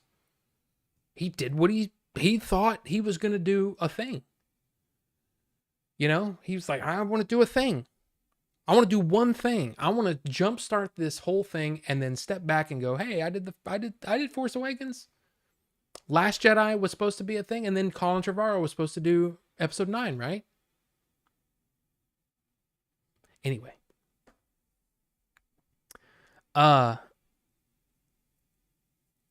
to edit Rise of Skywalker into the ideal sequel to Last Jedi. Recently started learning voice AI. Interesting. JX editor, you know, hey, just let me know if some, when you're ready. I'd be curious to see that. Yes, JX editor, your idea is probably spot on with that. I will only speak for myself. I like The Force Awakens, good stuff, but the other two I didn't like. That's it. Not precious on Star Wars. That's all I have to say. And hey, totally valid. Your opinion is just as valid as mine. And that's really what it comes down to, right? And the thing is I can't stand. One of the things I try to make it clear that I definitely have opinions on this. But I'm not the only opinion out there. I'm just a guy. This is what I think. There's plenty of people out there that think Rise of Skywalker is the best one. And you know what? I completely disagree with that. But you know what? Their opinion's valid, just as valid as mine. The problem is when people try to get you to think the way they do and belittle you for your opinion. And that's the kind of thing that I don't like. There's a lot of people out there that just, there's a little bit of stank on everything that they say. And it's like, I don't know. Rob, I was the head of a company, was good at it, and so is Kathy. So every loss or bad thing lands on her and landed on me. That's how it is. But It's a thing, though. The buck doesn't stop with her. You know? She was the figurehead of Lucasfilm. And I've said this theory before, but I really think that Lucasfilm had much less leeway to do their own thing than Marvel has ever had. Lucasfilm has always been just a thing that they purchased and you know what I mean? The passion for Star Wars hasn't been there as much as it has been for Marvel from a Disney point of view. That's just my thought. My thinking. I could be completely ass backwards wrong about it, but that's just what I think.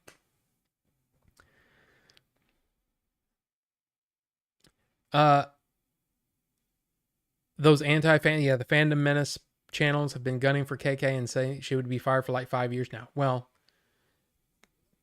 there's a lot of we've talked about this too, is that there's been a lot of speculation that she's done after Indy 5, which is part of the reason why they haven't really announced any more Star Wars movies, because she won't be the producer anymore. It kind of makes sense. The minute that she started saying, and I haven't heard this from anybody, as far as why they haven't greenlit any Star Wars movies, but it makes perfect sense, right? If your main producer, Kathleen Kennedy, is not producing the movies, why would you greenlight a bunch of movies before there's not someone to take her place? And newsflash,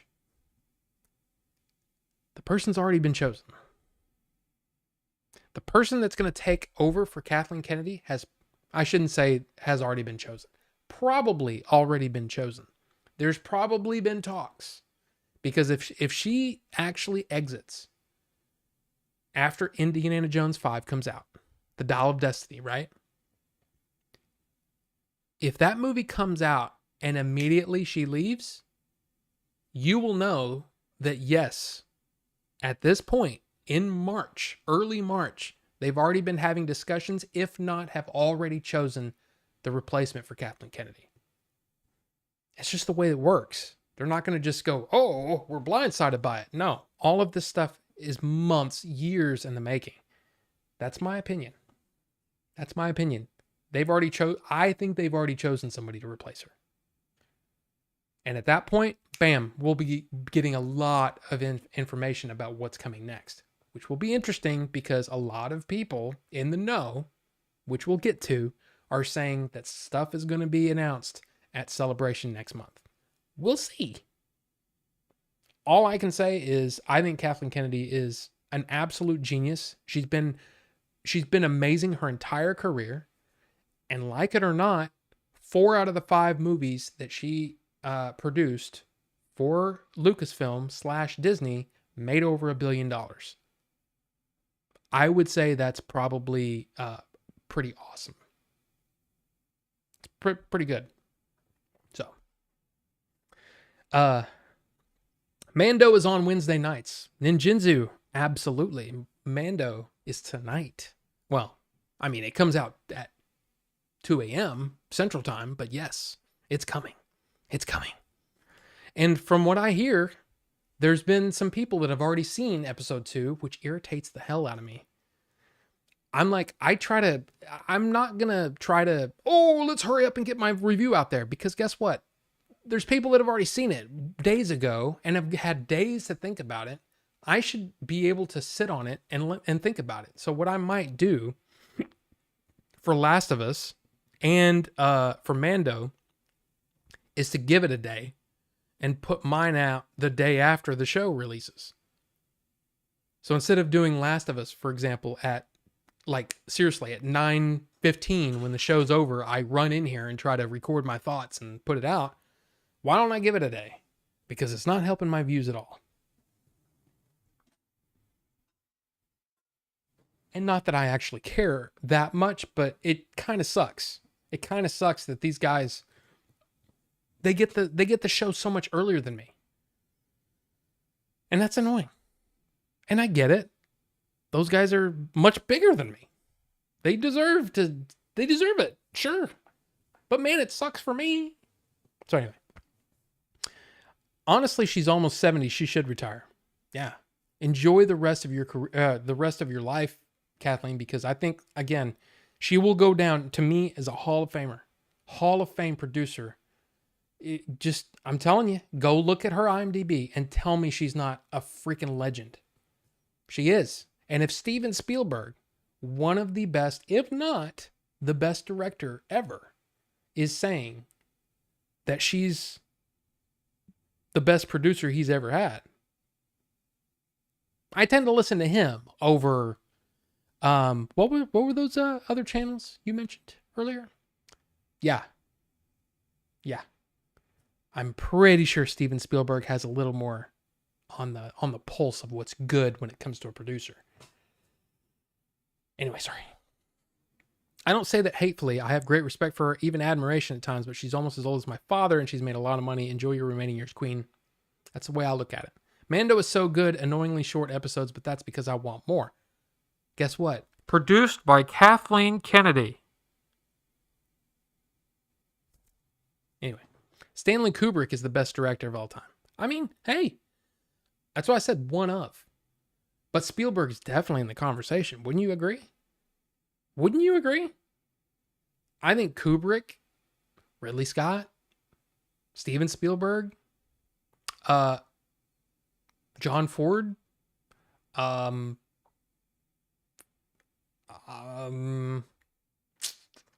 Scorsese, James Cameron.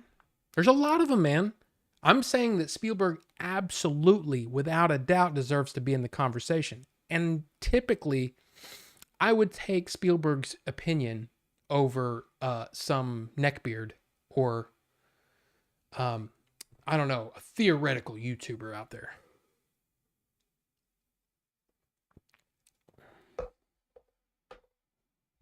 And again, I'm not saying that for any other reason, but I can't listen to that guy. I can't listen to any of those guys. You say stuff like that absolutely is not true. Like recapping a movie and you get the details wrong and you're supposed to be like, you got the details wrong. You're either misremembering it or someone online said something and you took that as fact and you just ran with it. Or you're doing that thing that I hate is when YouTubers do this, is they'll say something wrong on purpose to try to get people to comment, to correct them. F that. I'm sorry. I can't do that. I can't do that. You know how many times I've tried to do that? And then at the last minute, I do 2 takes of it. And then at the last minute, I go, no, I'm not doing that. I can't do it. I can't do it. Passing thought, it's really ironic I'm drinking to celebrate getting a car. Hey, it's a big thing. Dude, yeah, I think buying a car is one of the coolest feelings. But it's also like real scary too, you know? But yeah. One of the channels will be the Drinking Critic Dude and Angry Joe. They hate everything. Yeah, whatever you said. Yeah, that channel. Look, again, yeah. I just don't like when people take bad takes as fact.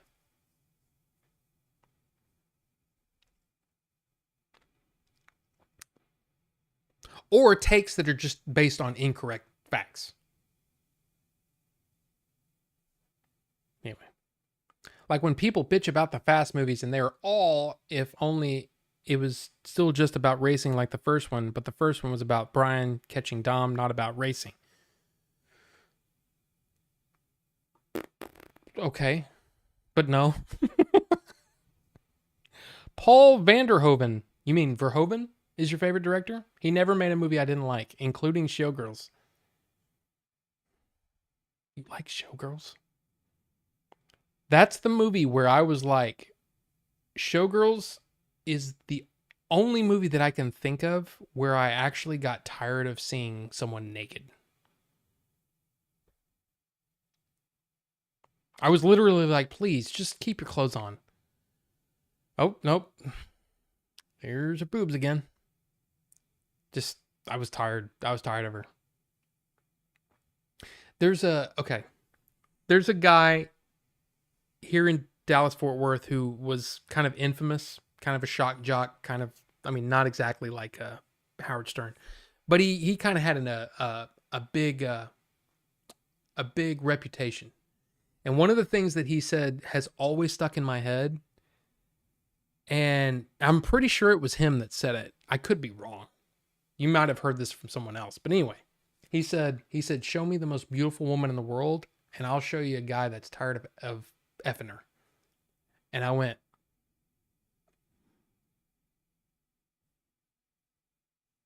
yeah. No, Russ Martin is his name. He died recently. But, and again, I'm not sure if that was just him saying it or if that was something that he heard from someone else. But that's the first time I heard it is from him. So anyway, I thought the Fast movies were all about family. They are. But they're also about the other things. You don't spend much time in strip clubs, do you? You're talking about me? No. No, I haven't been in a strip club since I was early 20s.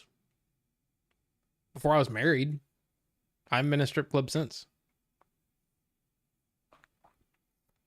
Magnus spent my 20s in strip clubs. Yeah, I've just the moment that you start feeling sorry for the dancers, that's probably time to just stop going there. But anyway, you know what? It's 8:45 and we're this far into all of this stuff. Got a lot of stuff to cover. So, really quick, I'm not going to spend a whole lot of time on this because look, let's be honest. Nobody's here for books. But anyway, I finished reading Hearts in Atlantis, Stephen King. Pretty fat book. I listened to about half of the audiobook because it wasn't available until I was about halfway through the book. And then I zoomed through it. Amazing story. Amazing story. Like really, really good. At the end of it, when I was thinking, okay, is this the point where, because Stephen King is infamous for getting to the end of a book and it kind of fizzling out or not being as hard hitting as, one would want. I loved the ending. The ending actually had me. I'm not gonna lie. I'm no kidding. I was like quietly sobbing at the end of this book. It was beautiful. The way that this story came together, and what it is it's basically 4 or 5. I think it's 5 different stories that kind of interweave between each other. And it was awesome. I loved it. Now the movie, from what I've heard, the movie is only based on one of those stories, which is really strange. I kind of want to see it because that sounds weird. And it's Anthony Hopkins that's in it. But I think the movie is only one of those stories. But there's some ideas in this book that supposedly tie into the Dark Tower, which is part of the reason why I read it. But I loved it. Like, really, really loved it.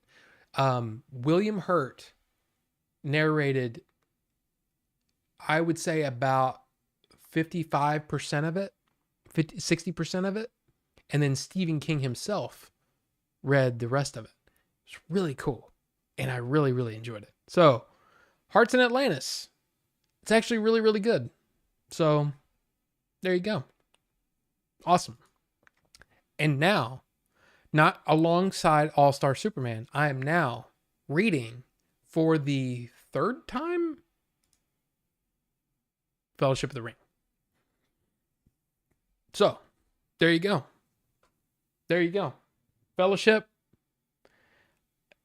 and there's another Fellowship and there's another Lord of the Rings. Seriously, why am I still buying Lord of the Rings? Or anything that I already have, why am I still buying them? Can anyone tell me why I can't stop buying the same thing over and over, different versions of the same thing? I don't understand it. I don't get it. I don't get it. But anyway, there you go. Reading Fellowship of the Ring, and holy crap, is it good. Like, I haven't read it since probably 2002? Something like that. Oh my God. I love it. It's so good. It's so good. So I'm really, really enjoying that. And yeah. I just am. So take that. There's a strip club near me, 10 pounds a lap dance. Is it about a lost cat? Kind of. But no. And I don't know about you, but man, a budget strip club, I'm not sure I need to go to a budget strip club. I've actually been to one of like, I wouldn't say a budget, but it was a place near me. It's in my area that was infamous for it being all nude. And of course, as a young, strapping young man who's interested in the naked ladies, you go there and you go, this doesn't seem as clean. This is a little seedy, this place. Man, I don't know, man. Strip clubs have never been my thing, like, ever. I think I've been to a handful, like 3. I'm trying to think. One of them doesn't exist anymore, for sure. I know. The all nude place, which I haven't been through there in forever. Maybe it's still there. And then I think there was another one, but I can't remember. I think there was a place in Dallas that we went to. And I'm talking about my old friends, that we used to hang out and stuff, and, around the 18, 19-year-old. I guess I'll be buying Resident Evil 4 for the 18th time. I can't judge. But see, that's the thing, though. Resident Evil 4, it's a brand new version. Like, it's a new version. Like, it looks different. It's updated. The version that I'm...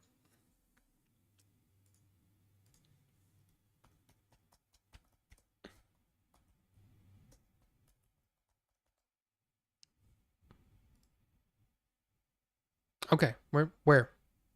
Hold on.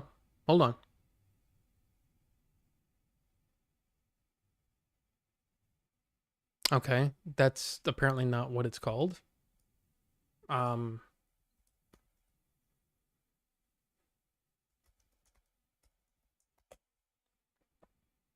there we go. Okay, so I have this one, and I wanted this one here, but basically I have this set here, right? Well, you can't see what I'm highlighting. I have that set, right? That's right here. And I have this is a single volume. That's up there. But this is the one that I kind of want. And it's got that almost, I don't know, there's something about it. I just want it. I love that what do you call it? The book holder box thing is that clear plastic. And then when you take it off, there's the Alan Lee paintings, and it's illustrated just like everything else you see on this page, all these different versions. Why do I need it? I don't. I totally don't.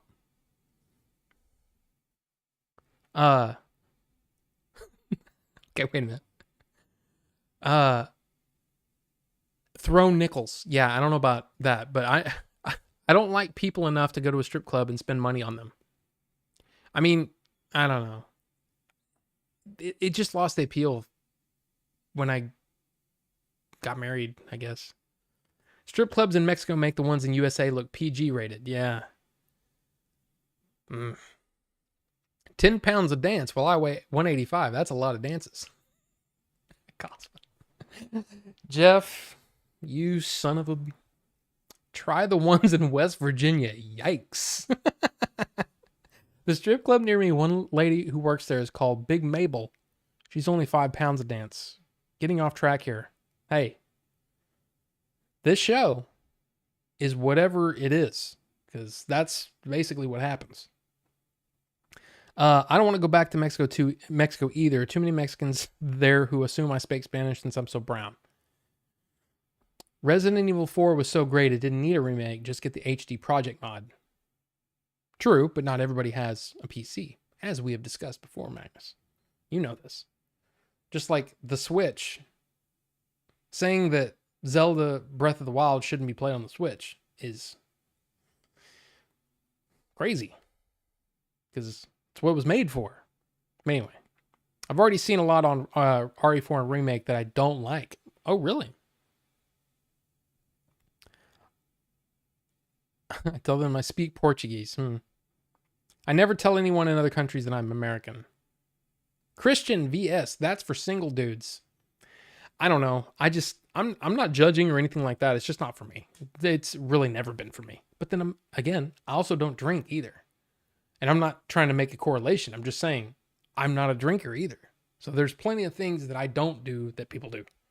By the way, have a little vape.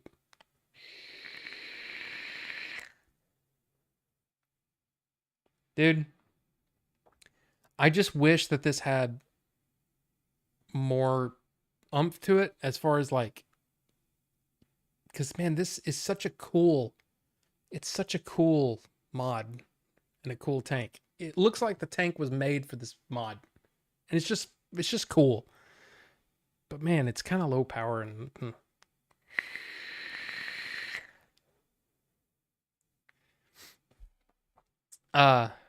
anyway, okay, what's next? Rivendell. Lego Rivendell is on back order already. Luckily, I'm a VIP when it comes to Lego because I've purchased everything from Lego themselves. So, yeah, I got mine ordered. And because I'm a VIP, I actually got $100 off. So I'm just saying, if you're a Lego fan, you should join the Lego VIP group and all that stuff and buy your stuff from Lego. You're going to get deals. You get points and all that stuff, just like, any kind of stuff. I have enough for like $100 off for like my next 3 sets that I buy from them. So that's awesome. But yes, I'm looking very forward to this. 6,167 pieces. It is on the way.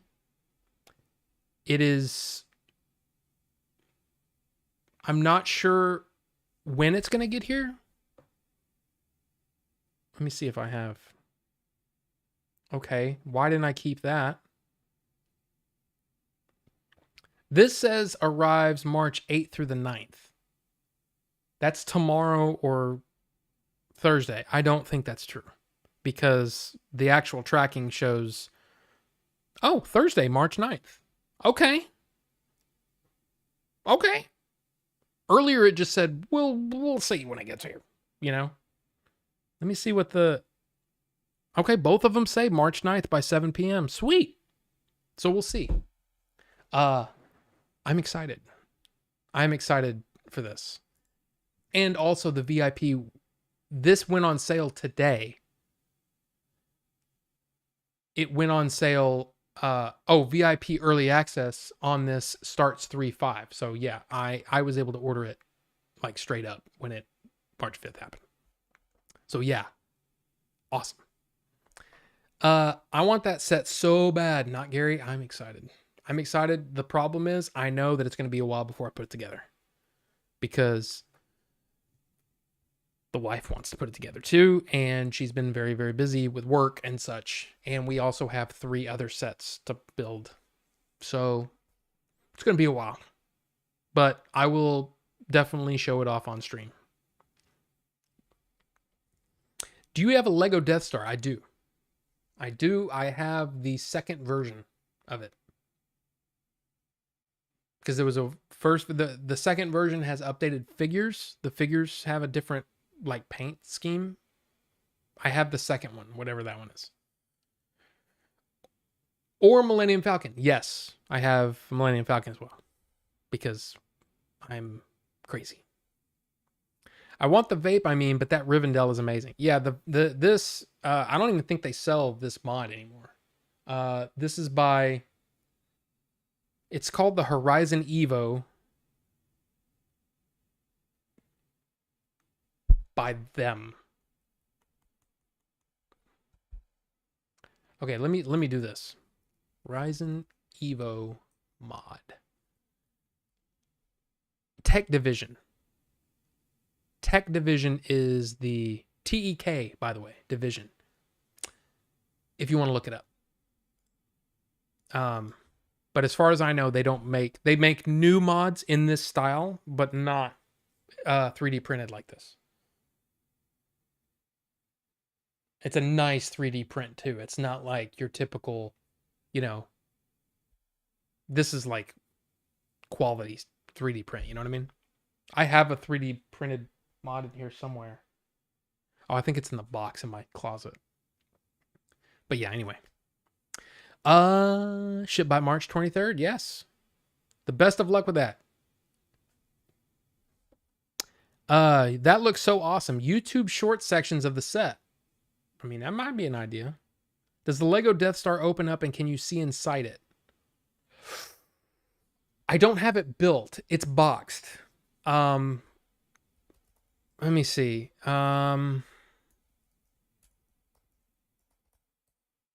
Pretty sure. Yep, it's this one.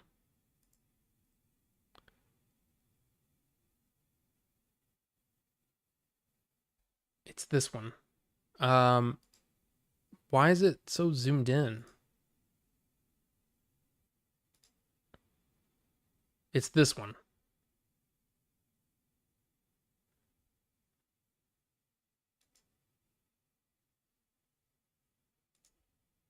I mean, it's all right. But we never built this one. This is one of those that we bought as kind of a, what do you call it? Oh, we'll buy it so we can make money off it later. And we were just like, no, we're not doing this anymore.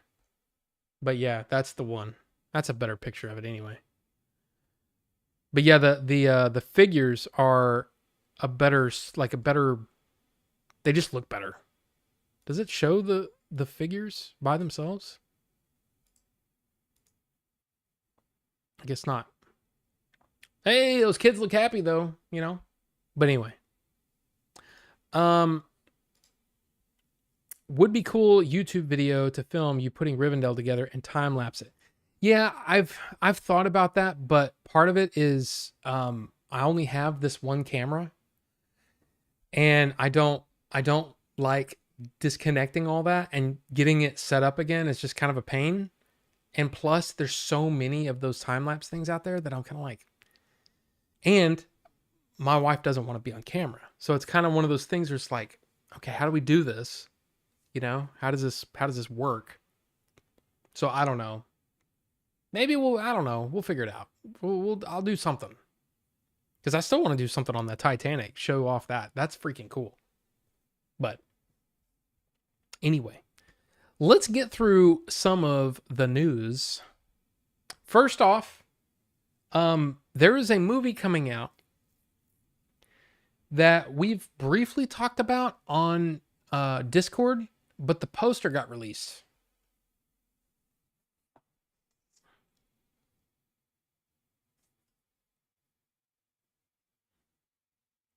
I have no idea what this movie is about. I have no idea if this movie is going to be any good, but I want to see it.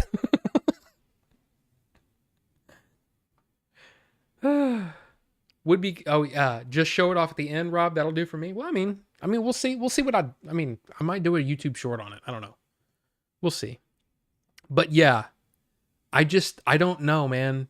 I don't know if this is going to be any good, but it looks, just the poster makes me smile. So I kind of just want to watch it. Paint, Owen Wilson. It just looks, it looks like a thing, you know? Am I going to go see Oppenheimer? I mean, probably Christopher Nolan. I would say Christopher Nolan is up there. He's definitely in the top tier of directors. Wouldn't you say? Denis Villeneuve, right? Way up there. Bob Ross, okay then. But it's not Bob Ross. It's sort of like, I saw the trailer and it looked like there's like somebody who's trying to, he's kind of a Bob Ross-ish kind of character, and this other painter starts doing a show and he gets kind of upset because, hey, you're taking my thing, and there's this kind of fight. I don't know. All I know is it looks funny, and I love Owen Wilson. Rob Boss. Yeah, exactly. Rob Boss. I wanted to, you know what? Let's do this first because we were talking about it. So this is what Wraith sent earlier. Star Wars shakeup. Kevin Feige and Patty Jenkins movies shelved. Taika Waititi looking to star in his own film. So this is what is being said about all this. Okay, you ready? In December 2020, Lucasfilm chief Kathleen Kennedy announced that Wonder Woman helmer Patty Jenkins would direct the next Star Wars movie, the one-off adventure Rogue Squadron.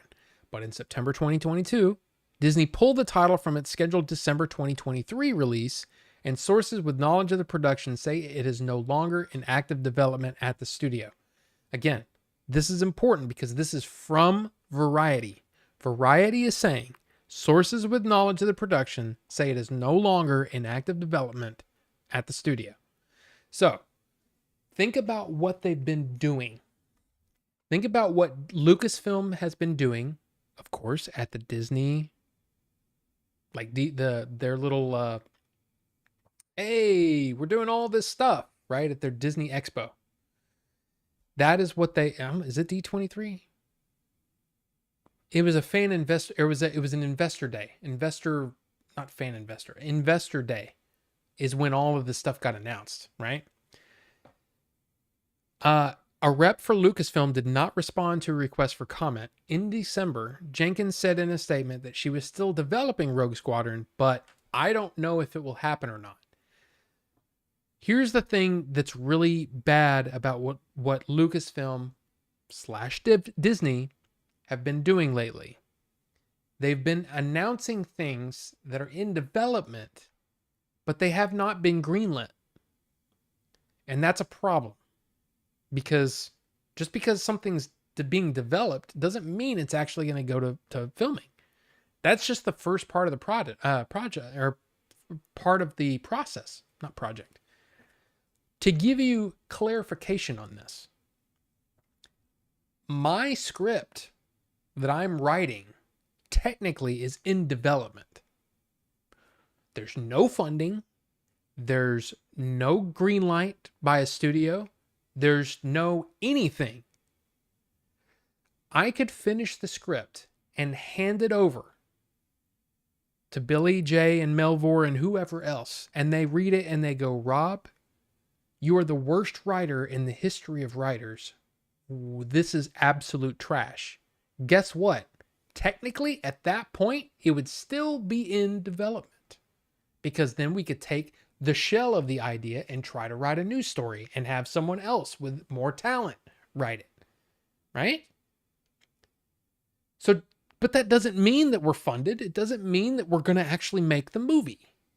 So, any time that Lucasfilm is doing this, which is a problem, it sucks because, look, you can announce all kinds of things. Hey, this guy came to us and said, hey, he's got an idea for this. But until it's actually being written, until it's actually being filmed, it's really, really hard to take any of this stuff at face value. You know what I'm saying? That didn't make sense. It's hard to take it seriously.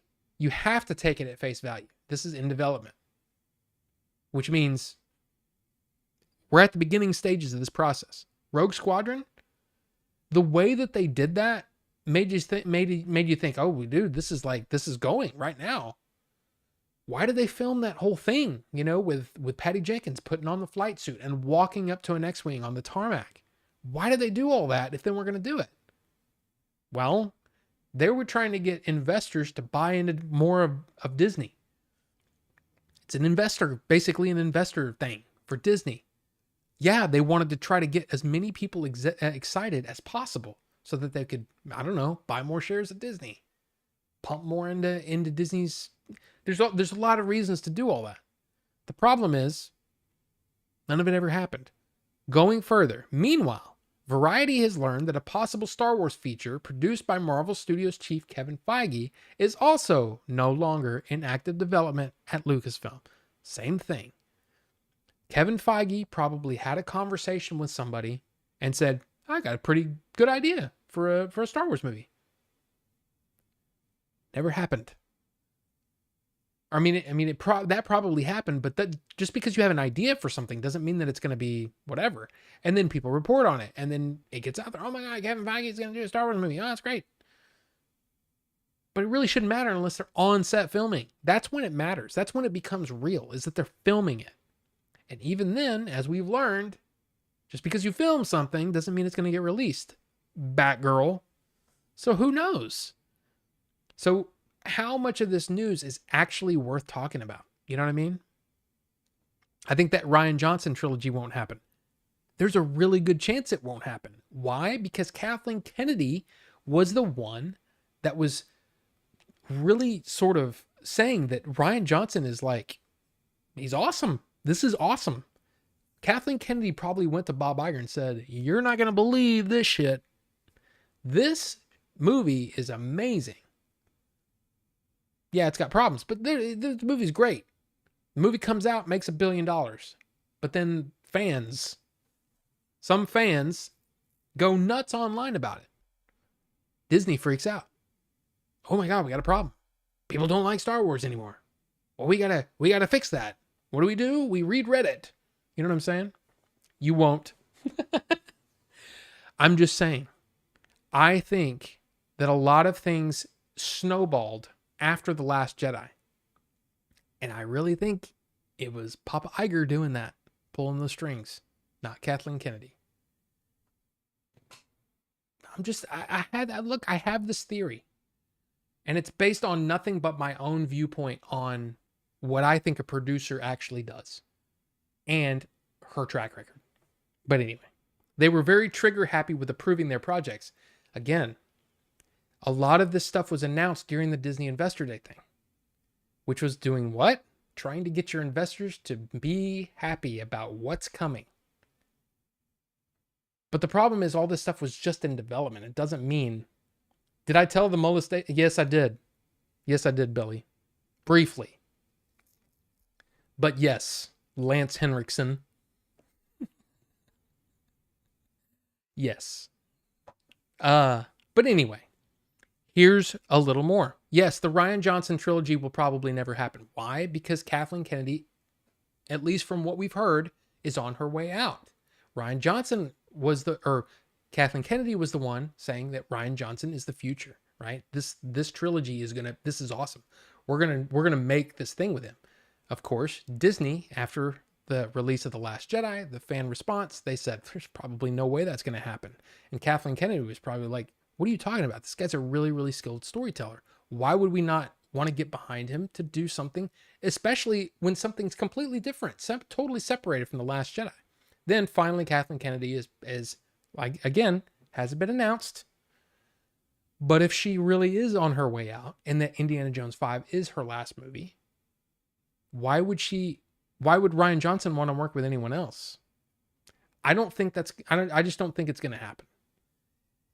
And honestly, I think a Rian Johnson trilogy completely separate from the Skywalker saga, on his own, doing his thing, and left alone to not react to fan responses and things, and just do your thing. Tell your story. I think it would be really, really good. But it's probably not going to happen now. Now he's got his own thing over there with Netflix, with Benoit Blanc. So why would he want to step foot back into this? No. It's not going to happen. At least I don't think so. Then it goes on. Sources say Thor Love and Thunder filmmaker Taika Waititi continues to work on his possible Star Wars feature, and he would most likely have a part in it as well, similar in prominence to his standout role as an imaginary Adolf Hitler in his Oscar-winning 2019 feature Jojo Rabbit. Now,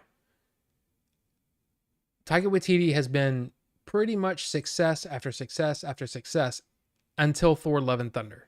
Thor Love and Thunder soured a lot of people to Taika Waititi. Some people might go, everybody's like, oh, he's so funny. He's so great. He's so this and that. And then there's probably a lot of people going, it's all right. It's not, but okay, whatever. And now that Thor Love and Thunder came out, all of those people are now saying, well, Taika Waititi sucks.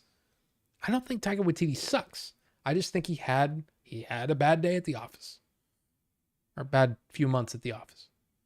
Whatever you want to say.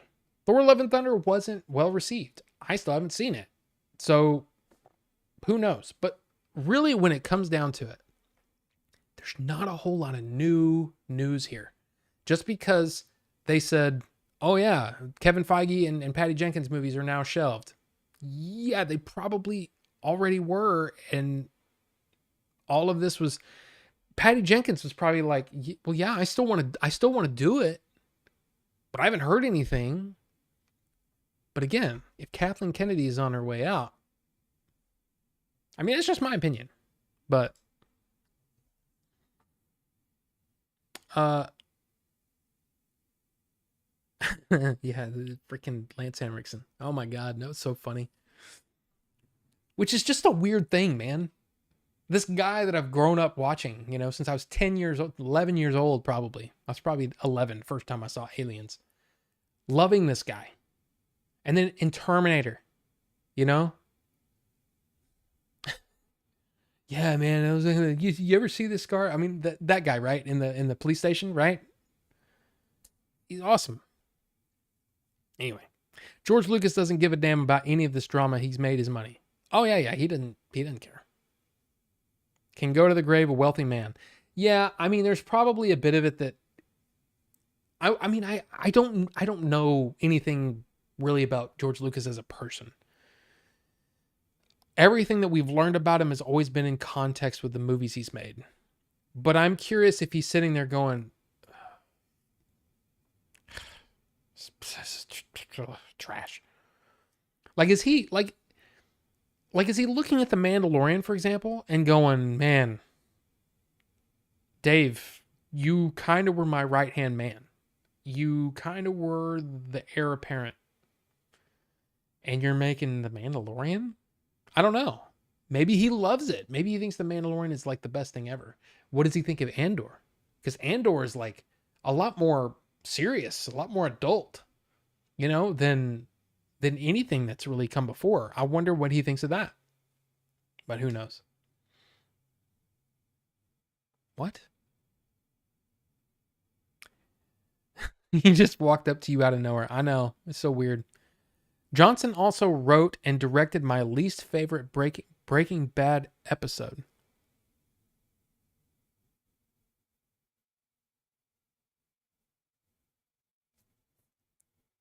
What?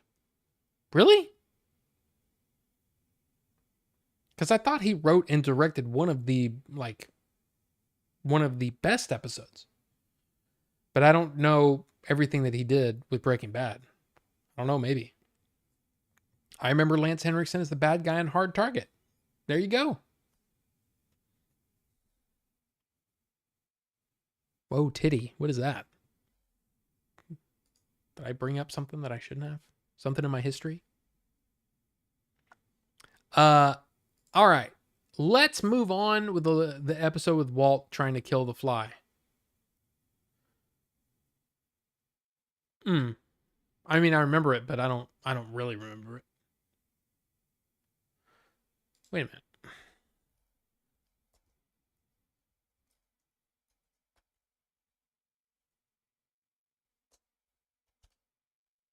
That was called... Oh, it was called Fly.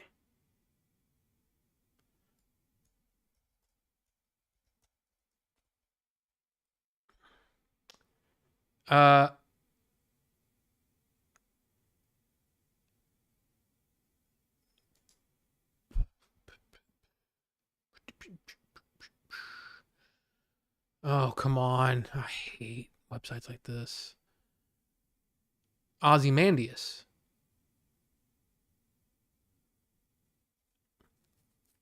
The highest rated Breaking Bad episode in TV history. The episode is a knockout. Ozymandias. That was also written and directed by Rian Johnson.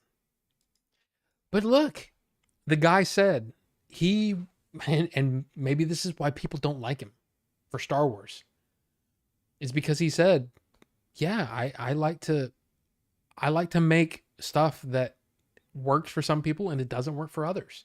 I like to make stuff that's I wouldn't say, I don't think he sets out for people to like, I want half of the people that watch this to just hate it. I don't think he honestly thinks that. I think he just says, I make stuff that I think is the right thing. And I can see that a lot of that stuff, some people are going to like it and some people aren't. But that's art too. You know, some people, dude, some people love things like Fast and Furious. I don't, but that's okay. That's okay. And yeah, his work in Star Wars was divisive. Like, to put it lightly. Gotta head out. Night Robin chat. Carbonite. Thank you for being here. Thank you for always just chilling. It's awesome. And it was fun. It's fun time. But yeah, we're gonna try to zoom through the rest of the news. Actually, I don't know. And I'm sure we'll talk about some things. But have a good night. Have a good night. Have a good week. And we'll see you next time. And remember, next week is going to be a little late.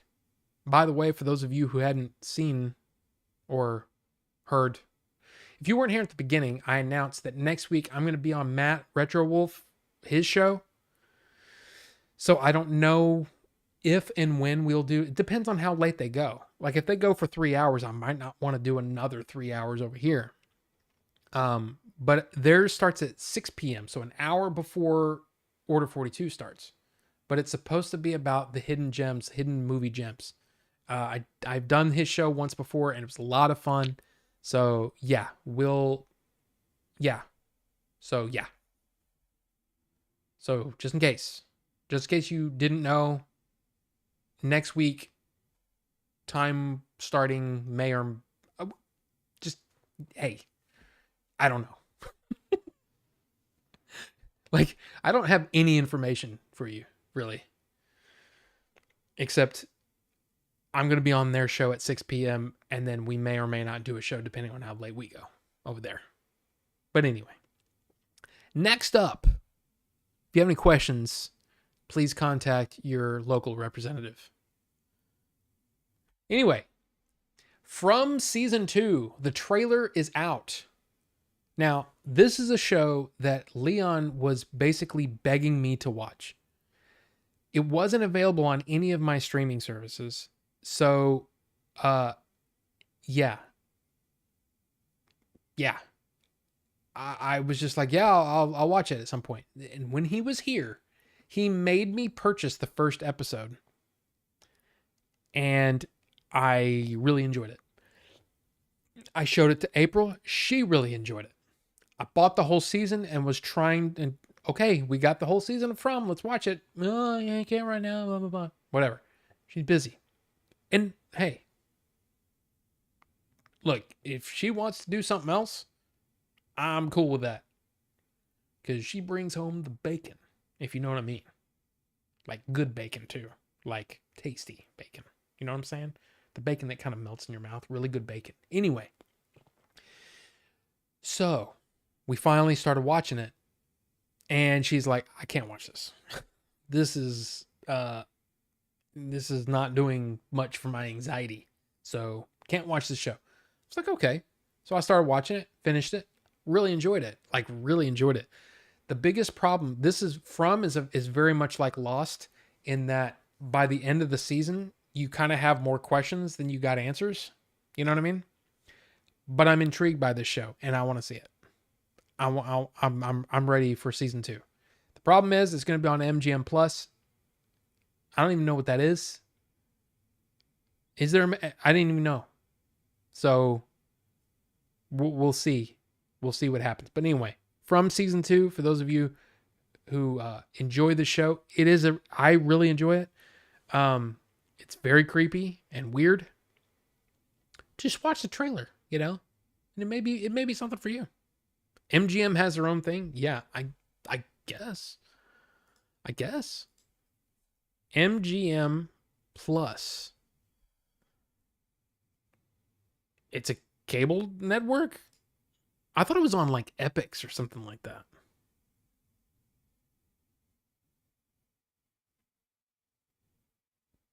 Yeah, I'm sorry, but I'm not signing up for another. No, no. I mean, here's some of the movies they have. Top Gun Maverick. I thought that was only on Paramount Plus. And I thought MGM was owned by Amazon now.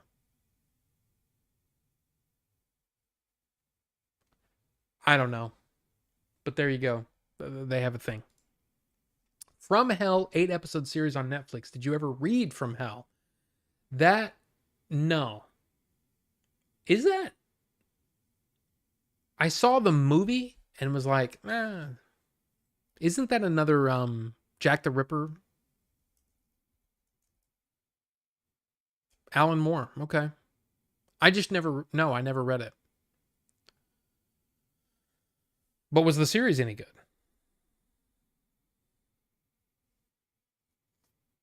What a crap name. They should have named it MGM Roar since they have that lion.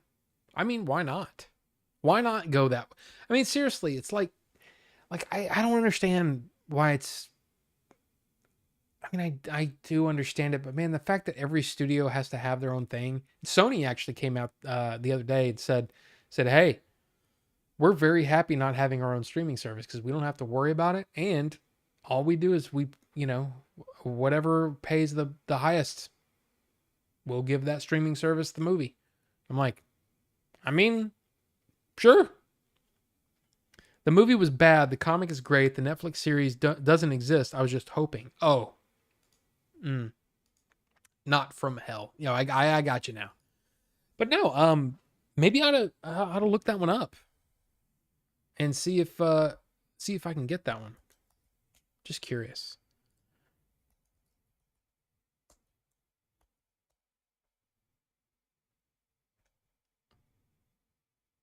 From Hell Master Edition. Wait a minute. It says by Alan Moore. Okay, so maybe if I hooked up my Kindle Unlimited thing. Oh, Kindle. I don't have Kindle Unlimited. Okay.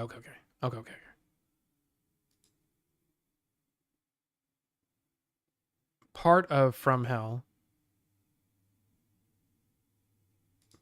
Okay, so this is just like I said, $10, not bad. Interesting. Spawn. I seriously kind of want to buy all these. I really enjoy Spawn. But anyway, getting off track.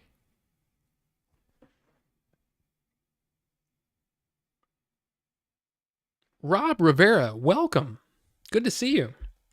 In Hell is a good movie with Jean-Claude Van Damme. Look up Requiem Chevalier. Is that a comic?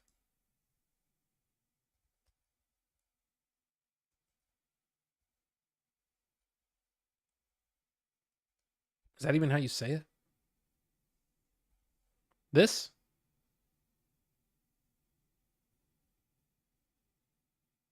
That looks in fact you can't see. There's a kind of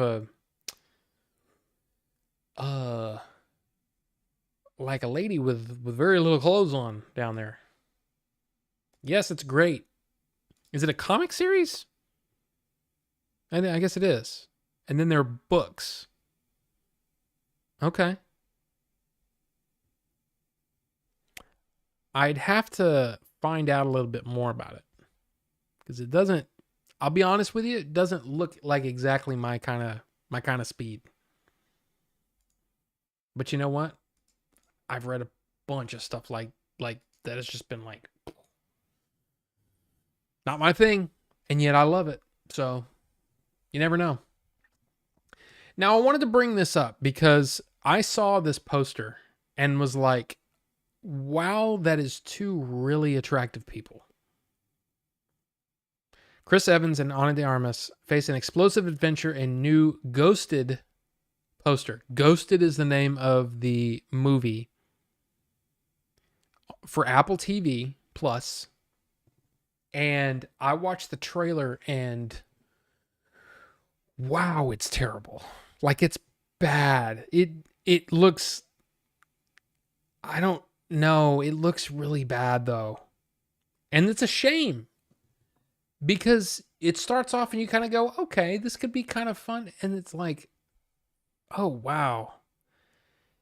It looks like, what's that movie with Sandra Bullock that came out recent? The City of Gold, or which was, I'll be honest with you, I don't like trashing movies, okay?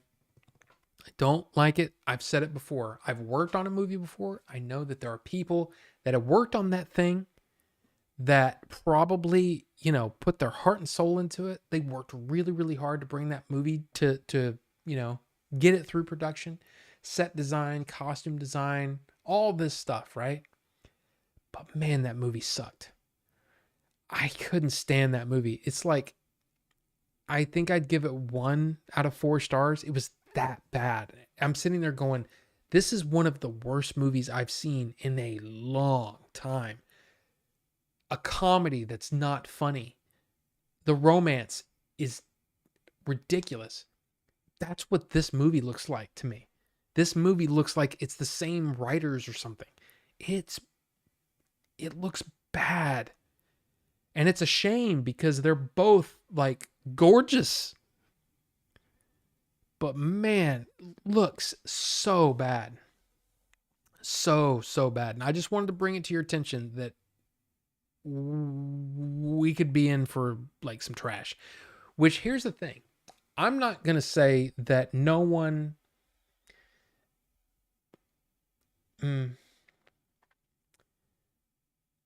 A lot of people, actors, directors, all those sorts of folk, right?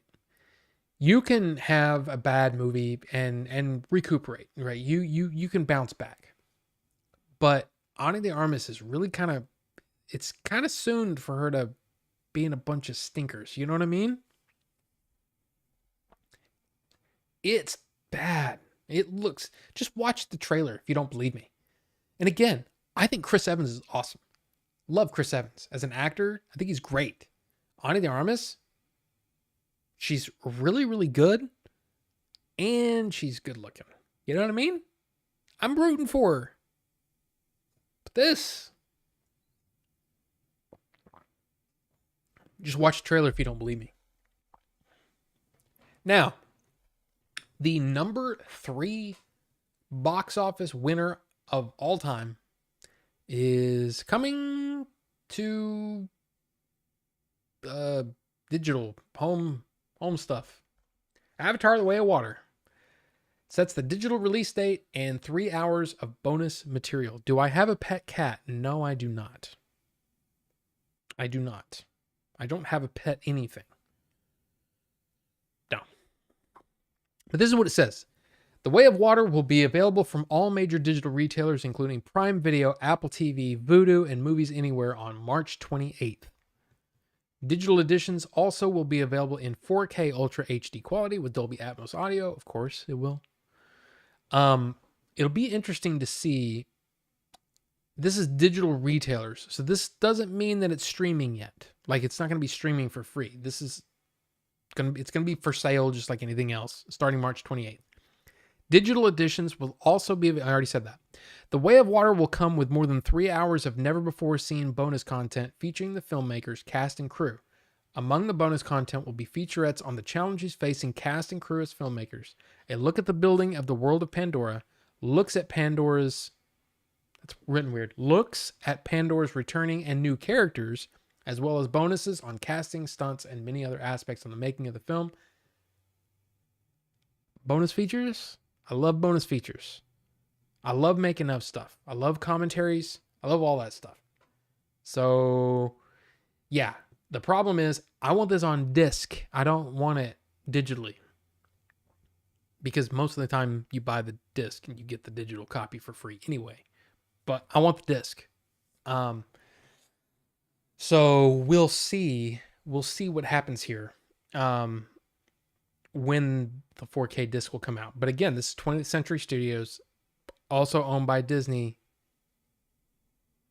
Let's see what happens. Let's see what happens. Let's see what's next. Star Wars. We already did that. We already talked about Star Wars. Now this one was interesting. I don't know if anybody saw this, but it kind of just like why isn't this news everywhere? John Bernthal returning as the Punisher for Daredevil Born Again. Charlie Cox and Vincent D'Onofrio are already on board to reprise their characters from the Netflix version of the show. Why isn't this bigger news? I mean, this is interesting, right? But here's the weird thing. We've already seen, I don't know if you've seen, I forgot about Chris Rock's new special. I kind of want to watch that. I might watch that tonight. I forgot about that. In fact, I don't, you guys can't really see it, but let's get rid of that ad because that was like, what? We've already seen Kingpin in the Disney version of the Marvel Universe, right? Not the Netflix Marvelverse. I don't know how to explain that. But they're really two different things, right? We've seen the Kingpin already. We've seen Daredevil a little bit, right? Supposedly in She-Hulk. I still haven't watched that, so I don't know. And we've seen Daredevil briefly in No Way Home, right? But how... I feel like the Kingpin was a little Disney-fied a little bit. A little more goofy, I guess. Not as serious. How can you do Kingpin? How can you do Punisher, but lighter? You know what I'm saying? Like, I don't even know if this is a good thing or not. I mean, it is a good thing. It's a good thing. I like John Bernthal, and you know what? Hey, if he's just cashing checks, dude, cash your checks, man. But I really want it to be good. So I just find it interesting that nobody seems like, I didn't see that. This was at 11 something this morning. I hadn't seen anybody talking about it. Like, okay. Does nobody care? I don't know. So the last thing on my list for, I guess, the news today was about the new Alien movie that we've talked about before. Fede Alvarez, I think is how you say it. Fede Alvarez. I don't know how you say his name. I haven't heard him. But anyway, so we had this. This is back in November. Kaylee Spaney is going to be in the movie. Well, yesterday we got it. Yesterday and today we got some more casting. So Kaylee Spaney, who apparently was in Mayor of Easttown, I saw that. I don't remember her in it. Just saying, I don't remember. The rest of these people, I don't know a single one. I don't know any of them. Isabella Merced. And then, let's see. David Johnson, Archie Renault, Spike Fern, and Eileen Wu. I haven't heard of any of these people. Okay, wait. Spike Fern was an After Sun, which apparently was getting some Oscar buzz. Shadow and Bone. David Johnson was in Industry. Does anybody know any of these people? I don't know. But this says, while the premise for the yet-to-be titled movie has been kept under wraps, the studio did reveal that the film will follow a group of young people on a distant world who find themselves in a confrontation with the most terrifying life form in the universe. That could be anything. That could be anything. But what kind of concerns me a little bit is that everybody they showed is young people. Kaylee Spaney, Isabella Merced, and then David Johnson, Archie Renault, Spike Fern, and Eileen Wu. All of these people are really young. Why? What is this story? Are we on like a school planet? What's going on? What's going on? But look, here's the thing. We've talked about this before. Fede Alvarez, however you say his name, Fede with a little on the top, which is probably like really offensive to people that have that in their name. I'm sorry. That was probably really bad. Anyway, the whole thing was that he pitched an idea to Ridley Scott in passing during a party. And Ridley Scott called him up later, like apparently months later, and said, "Hey, you want to do that movie?" That's really interesting. It's really interesting that that's the way that this movie is getting made.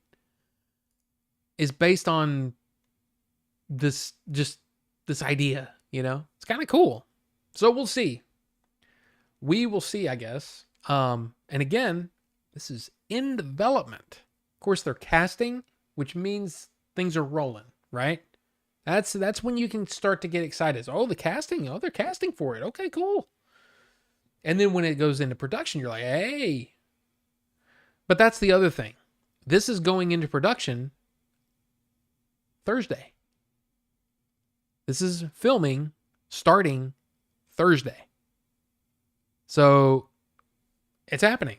Kicks off in Budapest on March 9th in 2 days. So at least with that, you can kind of go, oh, well, okay. Okay, cool. What was the topic? Well, it was just bringing up that the new Alien movie has these 6 people in their cast, and they start filming on Thursday. And it's about people who are on a distant world, young people on a distant world who find themselves in a confrontation with the most terrifying life form in the universe, i.e. the alien. So, Alien 2 was the last great alien film. Probably. Even though I like parts of, in fact, the assembly cut of Alien 3, I really enjoyed. I think Charles Dance is just amazing. I enjoyed parts of that movie. Ricky loves Alien Resurrection. I'm not a huge Resurrection fan. But, yeah. I understand that there are problems with Prometheus. Alien 3 was good.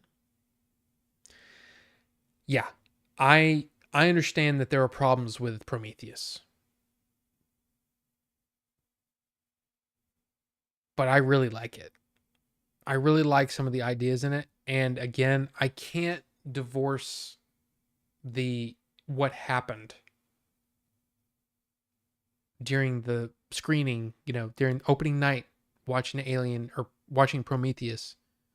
And again, the guy during the surgery scene, which is an intense scene on its own, a guy having a seizure behind me. It made the whole thing just more intense. And it was just like, what the hell's going on? And it was, I'm sorry, but that is tied in with the fact that, yeah, I understand that scientists shouldn't be, taking off their helmet on a planet they don't know anything about, and they shouldn't be trying to pet a snake. And you don't think that's aggressive behavior when it's going back and forth and spreading its... Yeah, I get that. It's kind of dumb. And it's almost like, well, somebody's got to be stupid so that things can move along in the plot. That's really what happened. But come on. There's a lot of that movie that I like. The fact that the stupid thing, the thing crashes and then the lady can't run left or right. I mean, look, I get it. There's things wrong with that movie, and there's things that are just like, ugh. But I still enjoy a lot of it. I'm sorry. Alien Covenant. I did not like. There are parts of Alien Covenant that I really like, and then there are parts of it that are just like, man, that's bad. I'll tell you, the first, what do you call that? The first bursting scene? First or second? First. The one with the guy in the like the sick bay on the lander, you know what I'm talking about? And it comes through his back. That was freaking amazing. Just, it was visceral, it was gross. It was just, it's exactly the kind of horrific horror, I guess. I don't know how to, that didn't make any sense. I don't like horror very much, but it was visceral, and I loved it. And it felt dangerous. It felt dangerous, like watching that. It felt like when I was a kid, when you're watching something and you go, I don't think I should be watching this. That's how for some reason it made me feel that way. And I loved it for that.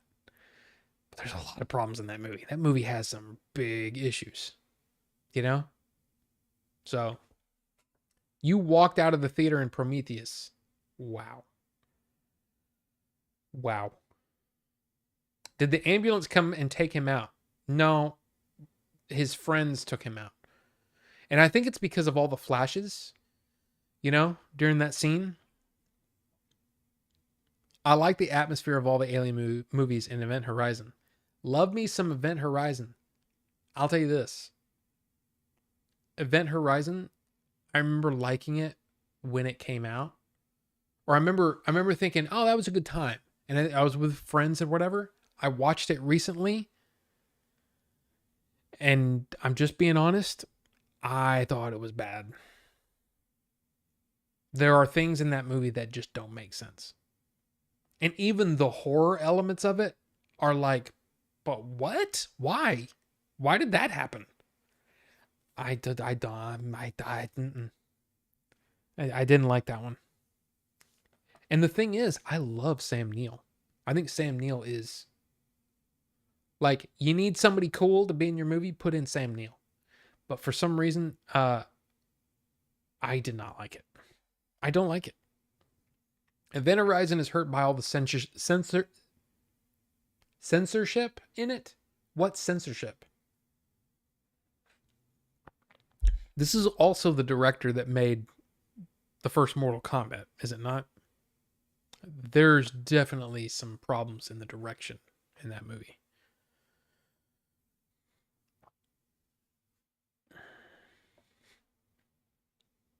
I don't even know what y'all are talking about.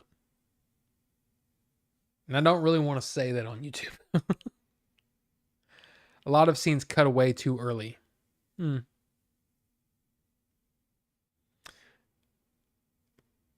don't know. I think that there was some intriguing ideas in it, but it just didn't come together for me. And it's just not for me. It just didn't work for me. Oh yeah, I remember hearing about that. Now that you say that, an unrated version, but the footage was lost. Yeah, like I said, I watched it. I'm trying to remember where I watched it. I might have watched it on some streaming. I might have watched it on like HBO Max or something. I don't remember what it was on, but I remember watching it and then immediately going, I kind of want to just go watch what's his face? What's her face? Red Letter Media's video on it. And then I was like, yeah, it really is bad, isn't it? So it's just not for me. But that's, hey, again, you guys love it, go for it. It's just not for me.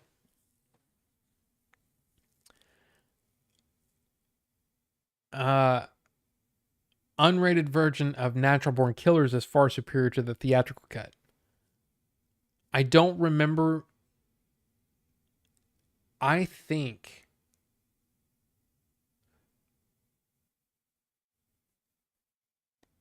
you're actually making me think about this. I think I actually had the. Let me see if this is a thing.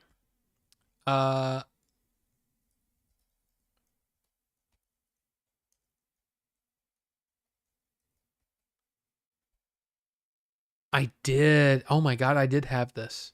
I wonder if I still have it.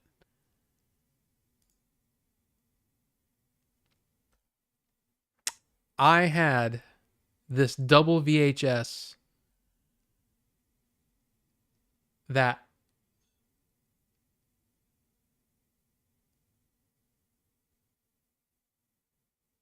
I had this. And it was honestly mainly because Trent Reznor did the score for it. Yeah, includes the can it includes the music video "Burn" by Nine Inch Nails from the hit movie soundtrack. That's why I bought it. Is because I'm a Nine Inch Nails freak. But honestly, I never liked this movie. It's rare. I mean, not really. It's $20. 15 or wait, that's $51. I think I got rid of this a long time ago. Let's see what it says on eBay.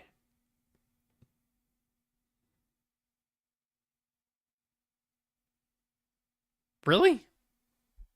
Natural. You know how eBay does. Sometimes they do it where they'll show you the ridiculous okay. Yeah, $3, 2-tape set, $3. $8.90, $25 sealed. That's actually a pretty good price for sealed. But yeah, I had that 2-disc or 2 VHS thing. I don't think I have it anymore. I think I got rid of all of my VHS. But that movie just wasn't good in my opinion. It's almost like Oliver Stone said, "Hey, everybody has talked about my editing style. Let's do a bunch of mushrooms and then let's make a movie about that." And it was just like I did not like the way that it was edited, the different footage and all that kind of stuff like in JFK worked for that movie. With this movie, it felt forced onto it. And I don't know, I just didn't care for it. I love the social commentary of it. Yeah, but it was also, how do I explain this? What do you call that when somebody has like an idea? It's like deep if you're 12 or deep if you're 13 or 14. Look, again, if you like this movie, more power to you. But to me, a lot of that movie felt, man, this is deep when you're 14 or 15. It's not really that deep and it's not really that insightful. It's just out there. I don't know. I hated all the talk show tough guys. Steve Wilkos, Dr. Phil, Geraldo, Tucker Carlson. This movie's like a big F you to all of them. John Washington Cops. Oh no, I get that. And Robert Downey Jr. plays that part really, really well. But it was also, I don't know. Ninjinzu, you took a cap earlier. Hey. Wow. I hope I'm not bringing down your trip there. I hope you're having a good time. But yeah, it just, that's what it felt like to me. You know what I mean? It felt like, ooh, we're really trying to be deep here and we're trying to say some things, and yet it didn't feel, I don't know. I don't know. That's just me though. Hey. I mean, you could probably say a lot about all of the Nine Inch Nails stuff that I was listening to at that age, mid 90s. I was 18, 19, 20 years old. Yeah, I was probably right in that group of people that was like, "Oh yeah, this is freaking deep. This is real talk right here." And then when you grow up, you go, "It's not the way the world works, really." You know what I mean? And I feel like in a lot of ways that was Tarantino's, ooh, I'm trying to be, social commentary. It's like, come on, just tell a good story. And all that other crap is just, you know what I mean? I don't know. Am I wrong? I don't know. I might be wrong. I'm just curious, though. And again, I'm not bringing this up as a C. I'm bringing it up just as a, oh, okay, then that makes sense. Yeah. So 48% of the reviewers didn't, or 48% of it liked it, 52% didn't like it. So I was just curious. And again, that's not a gauge on whether something's good or not. Absolutely not. Don't think I'm saying it is. I was just curious about, at that time, in that era, was that movie critically praised or not? There you go. Half the people didn't like it. Anyway, for its time, it probably meant more than today. I mean, maybe, but again, I think as I've grown older, it lost a lot of that. And in fact, there's a lot of stuff, even though I still love Trainspotting, there's a lot of things in that movie that just didn't age well. And it feels, if the thought process feels dated. But then again, I'm also not 20 years old anymore. I've seen some shit. You know what I mean? Did I check out the TMNT? Unfortunately, I did. I wasn't going to bring it up. But since you did, I want to bring up, for those who for some reason didn't see this. Let me see. Poster? Because the poster gives you a pretty good idea of, yeah. Here, let me get my stupid fat head out of the way. Bam. There you go. And the trailer is very, I'll just say the trailer was very like, what? What? And then you look at some of the people that are going to be in the cast of the movie. Where's it's just very strange. Paul Rudd, Giancarlo Esposito, Rose Byrne as Leatherhead, Jackie Chan as Splinter. Okay. Seth Rogen as Bebop, John Cena as Rocksteady, Paul Rudd as Mondo Gecko. Oh, Giancarlo Esposito as Baxter, but Rose Byrne as Leatherhead? What? Ice Cube as Superfly? Ray Fillet. Does anybody know who Ray Fillet is in Teenage Mutant Ninja Turtles? Yeah. Post Malone. I'm just like, I don't even, what? Like, Like what? You know? Dude, Raph's head, all of it. Dude, all of it. I was like, what is going on? Yeah, I don't know. Eyes were struggling looking at it. Jackie Chan is good. Jackie Chan is good, but man, I don't know. This is one of those where it just might not be for me. And you know what? It's, yeah, probably. How old are you, Rob? Yeah, it's probably for someone a little younger and more hip than you are, you graying bastard. I mean, look at that. Let me go back to the, what is it here? Yeah. Look at how white my hair looks there, dude. With the sun coming in. I got a lot of freaking gray, man. Yeah. Freaking Billy. But anyway. Friggin' Billy. But anyway. Hopefully, we got some good footage from RetroExpo this weekend. And that, yes, that footage will show up in a future Game Chasers episode / something. I'm just gonna warn you right now. There's a lot of butt in this in that footage. I'm just saying. There's just a lot of butt. Okay.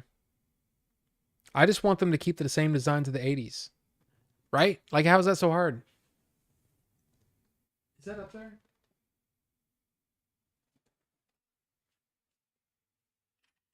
Hold on.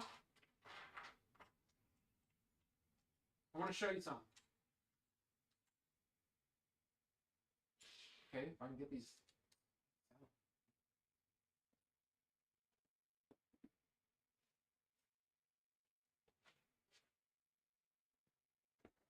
Oh, sorry. Crap. All right. So first,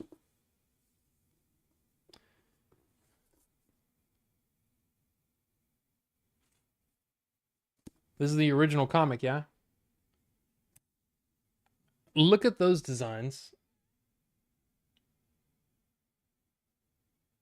Okay. Then you had this.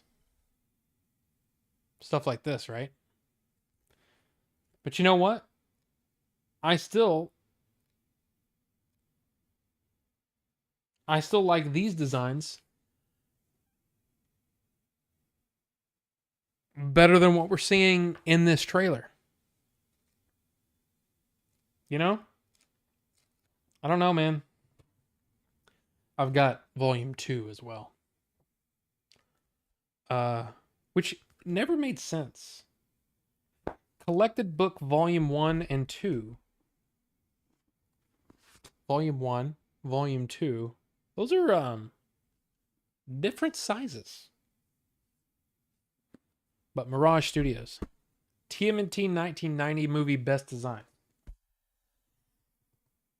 I don't know about that. Don't change it like RoboCop, Freddy Krueger, etc. But see, here's the weird thing. I thought the design of the new RoboCop was actually pretty cool. It's just the movie wasn't that great. The movie was very forgettable. The movie was like, eh. But here's the weird thing. And this is the thing I've said about Transformers many, many times. And I don't want to go too far into that because Bucho loves the first Transformers movie for some reason. Or he just defends it because he knows I don't like it. I don't know. But you're designing something for a new generation.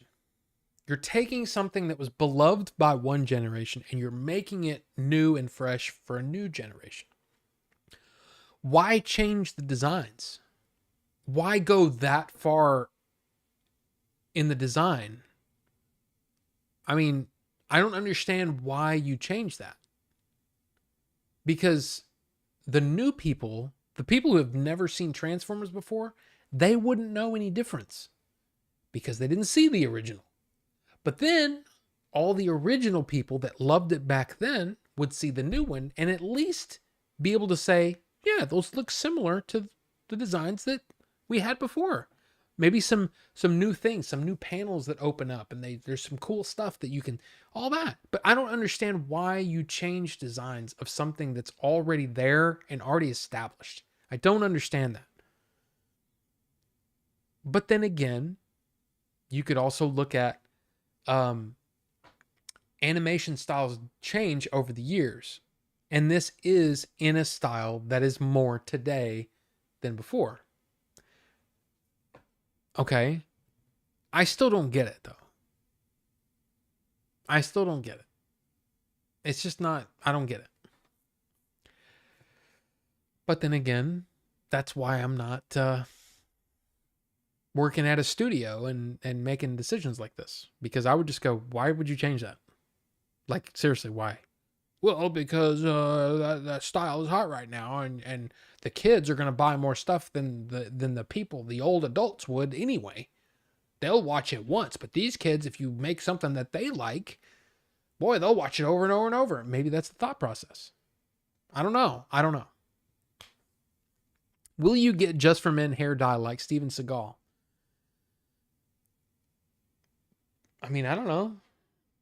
I've honestly never thought about it until just now. That's not true. I have thought about doing the what is it? The Jamie Lannister commercials with the, hey, keep some gray, but don't look like Santa Claus, but you can have some salt and pepper, whatever. But I kind of got that right now. So I'm kind of okay with it. It doesn't really bother me. I mean, I'm getting old. I turn 47 this month. So why would I be that, who am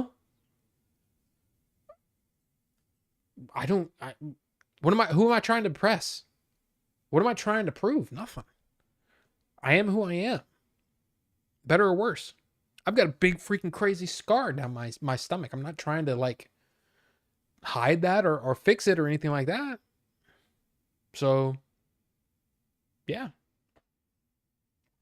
My whole PC decided to just restart in the middle of a Warzone game. Oh, that sucks. Enrique, but look up Rise of the TMNT. That's real bad. Rise of the TMNT.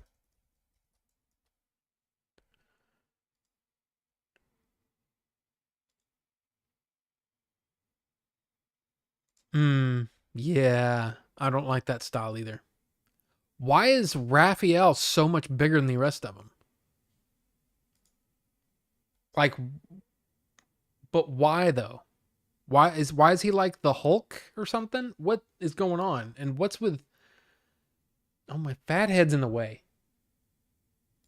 Why is Michael? Why does Michelangelo look like such an idiot? Like, why? That's bad. That is bad. Rise of the TMNT has badass animation. Seriously, it really wasn't a bad show.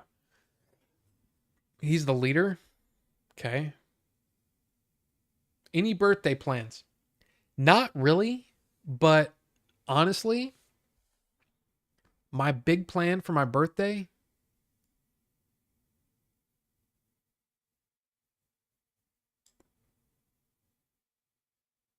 includes possibly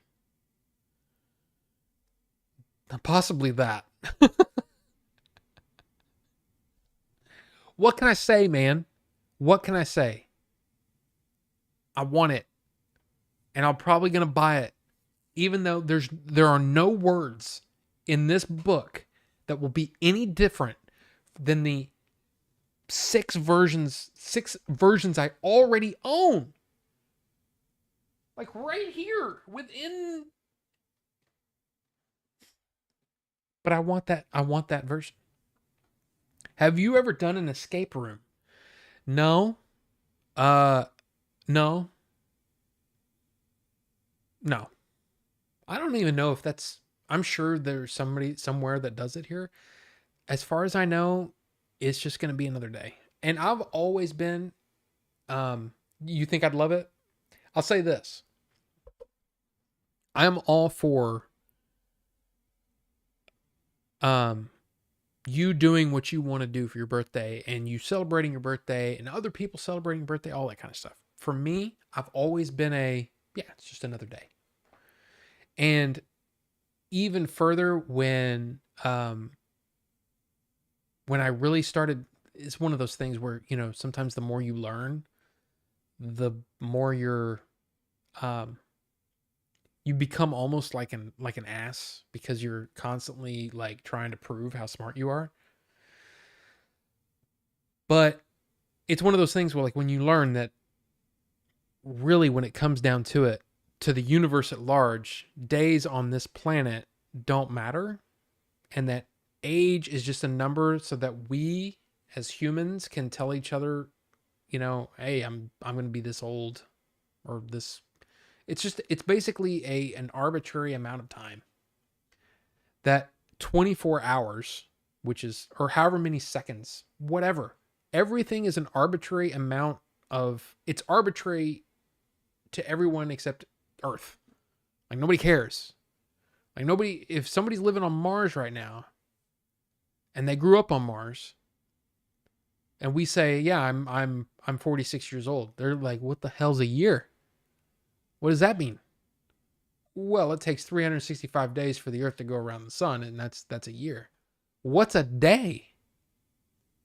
You know what I mean? And once you start thinking that way, you start going, okay, does my birthday really matter? No, but on this planet, there are things called birthdays, Rob, and people like to celebrate the day of their birth, even if it's an arbitrary system built on measurements that us feeble minds have created over the years. It's still a thing that people do and people like to do, and people say, hey, happy birthday, man. Cool. I'm just not one. I don't need a bunch of. I've always been like this. I'm like, nah, I don't need a big thing. The one thing I do hate, I don't like. I mean, if somebody wants to give me a gift or whatever, I'm like, hey, well, I appreciate that. But a lot of times I feel bad because I don't know their birthday. So I'm usually kind of like, eh. But it's also when we, go out to eat and they're like, hey, it's his birthday. And then they're like, happy birthday. And I'm like, get out of here with that. Get out with that. It's like, it almost feels like, to me, this is one of the things. And again, I was this kid, a young kid. And it always made me feel bad, like made me feel weird when people would celebrate my birthday, because I was like, but how is this special? Do you have a birthday? Yes. Then so today I get the attention, but then you get the attention on that day. Right. Okay. But why are we doing this? So wait, I get a gift of $10, and then 2 months later, I give you a gift that's $10. Why don't we just both keep our $10 and be done with it? Why are we going through all this freaking hullabaloo? You know what I mean? So you start kind of going, dude, Rob's a freaking humbug. You know what I mean? But it's more of like, it just didn't make sense. And as a kid, it used to actually embarrass me when people would sing happy birthday to me. It would bother me because it was like, I'm not doing anything special to deserve this. It just feels weird. Like, if I told a funny joke and people laugh and pat me on the back because I told a funny joke, it's because I did something. I did something to deserve it. I didn't deserve the attention on birthdays. Am I making any sense, or do I just sound crazy or something? I don't know. I don't know if this is philosophy. It's just how my dumb brain works. I celebrated on a Saturday with a rave in DC. Hey, you did something that you wanted to do. Guess what? Rave wouldn't work for me, because I'd probably be just the whole time going, can I go home now? I'm just that guy. So anyway, no, to answer your question, I don't have any birthday plans. What day does my birthday fall on this year? Okay, so it's the 30th. if anybody cares. So that's a Thursday. I will probably seriously just be chilling. We'll chill at home. Maybe watch a movie. Maybe have something nice to eat. You know, we've gone almost 3 months with not really like cheating food wise. That'd be kind of fun. Maybe go have some Jersey Mike's. Sit down, have a nice dinner, and whatever. But it doesn't have to be a big thing. Yeah, my favorite meal, Jersey Mike's. Is that really your favorite meal around here? Yes. It's the meal that I most want. And there's a like, Texas Roadhouse is right down the street. I'd rather have Jersey Mike's. What kind of sandwich? It's the club. Mike's Way. Baby. Texas Roadhouse though, I know. But see, that's the thing. It's not my wife's birthday, it's my birthday, right? The problem is if we went there, she would be tempted by all the things that she really shouldn't be having because of our diet and all that. I wouldn't want to put her through that. Because then she would feel bad for her. She wouldn't be able to, well, she can do whatever she wants. She's an adult, right? But at the same time, it's like, man, when you work that hard and then kind of blow it all in one day, it feels bad. And I don't want to put that kind of pressure on her. I'd rather say, yeah, let's just chill. Let's just chill at home. Let's have a little thing. I don't know. Am I weird? Am I weird that way? But it's the club. Mike's Way. Jersey Mike's. Regular. Bam. Bam. I'd be happy. So, I played pool and drank beer on my birthday, but I'd never act like it's a national holiday and everyone needs to be there. Yeah, I mean, I just don't, especially like at work, where I worked, it was literally, hey, everybody pitch in so we can get them a gift card. And then it's like, okay, wait a minute. So basically, we're giving so much money for everybody's birthday that works here, right? And then on my birthday, I basically get all that back.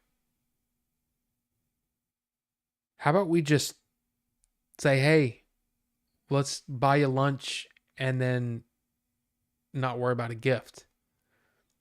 And then I can take that money that I would have spent over the year to give to you people. I can just buy whatever the hell I want now and not worry about it. Am I weird?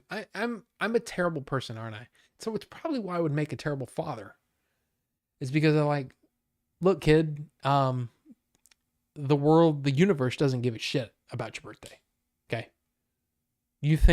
Seriously, do you think Martians are like, oh, I wonder what day it is on Earth? No, they're not, because their days are, twice as long. And guess what? Their years are longer.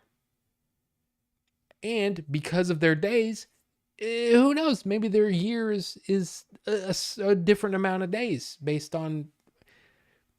And the kid's like, but I don't give a crap, okay? I'm just telling you like it is, kid. Get used to it. The world is a tough place. Do you think, you go down to Kroger and you say, hey, it's my birthday. They go, oh, happy birthday. Okay, well, what do I get? We don't call the cops on your ass and get you out of here? Go away. Nobody cares it's your birthday. I'm just saying. Terrible father. I would make a terrible father. But the thing is, really, it's just, I've never been a big birthday guy. I would rather, I don't know. I don't even know what to say. And the thing is too, let's be perfectly honest here. I'm fine. I don't need anything. I don't even need. I seriously, if I was seriously streaming to no one right now, I'd probably still be doing it because I'm crazy, I guess. But I'm just saying, it'd be weird. I'd be a good one. I'd let him or her skip school. But then they're dumb. And then you're like, why are you so dumb? Well, you made me skip school. I didn't make you skip school. Well, you taught me how to skip school. So basically you made me skip school.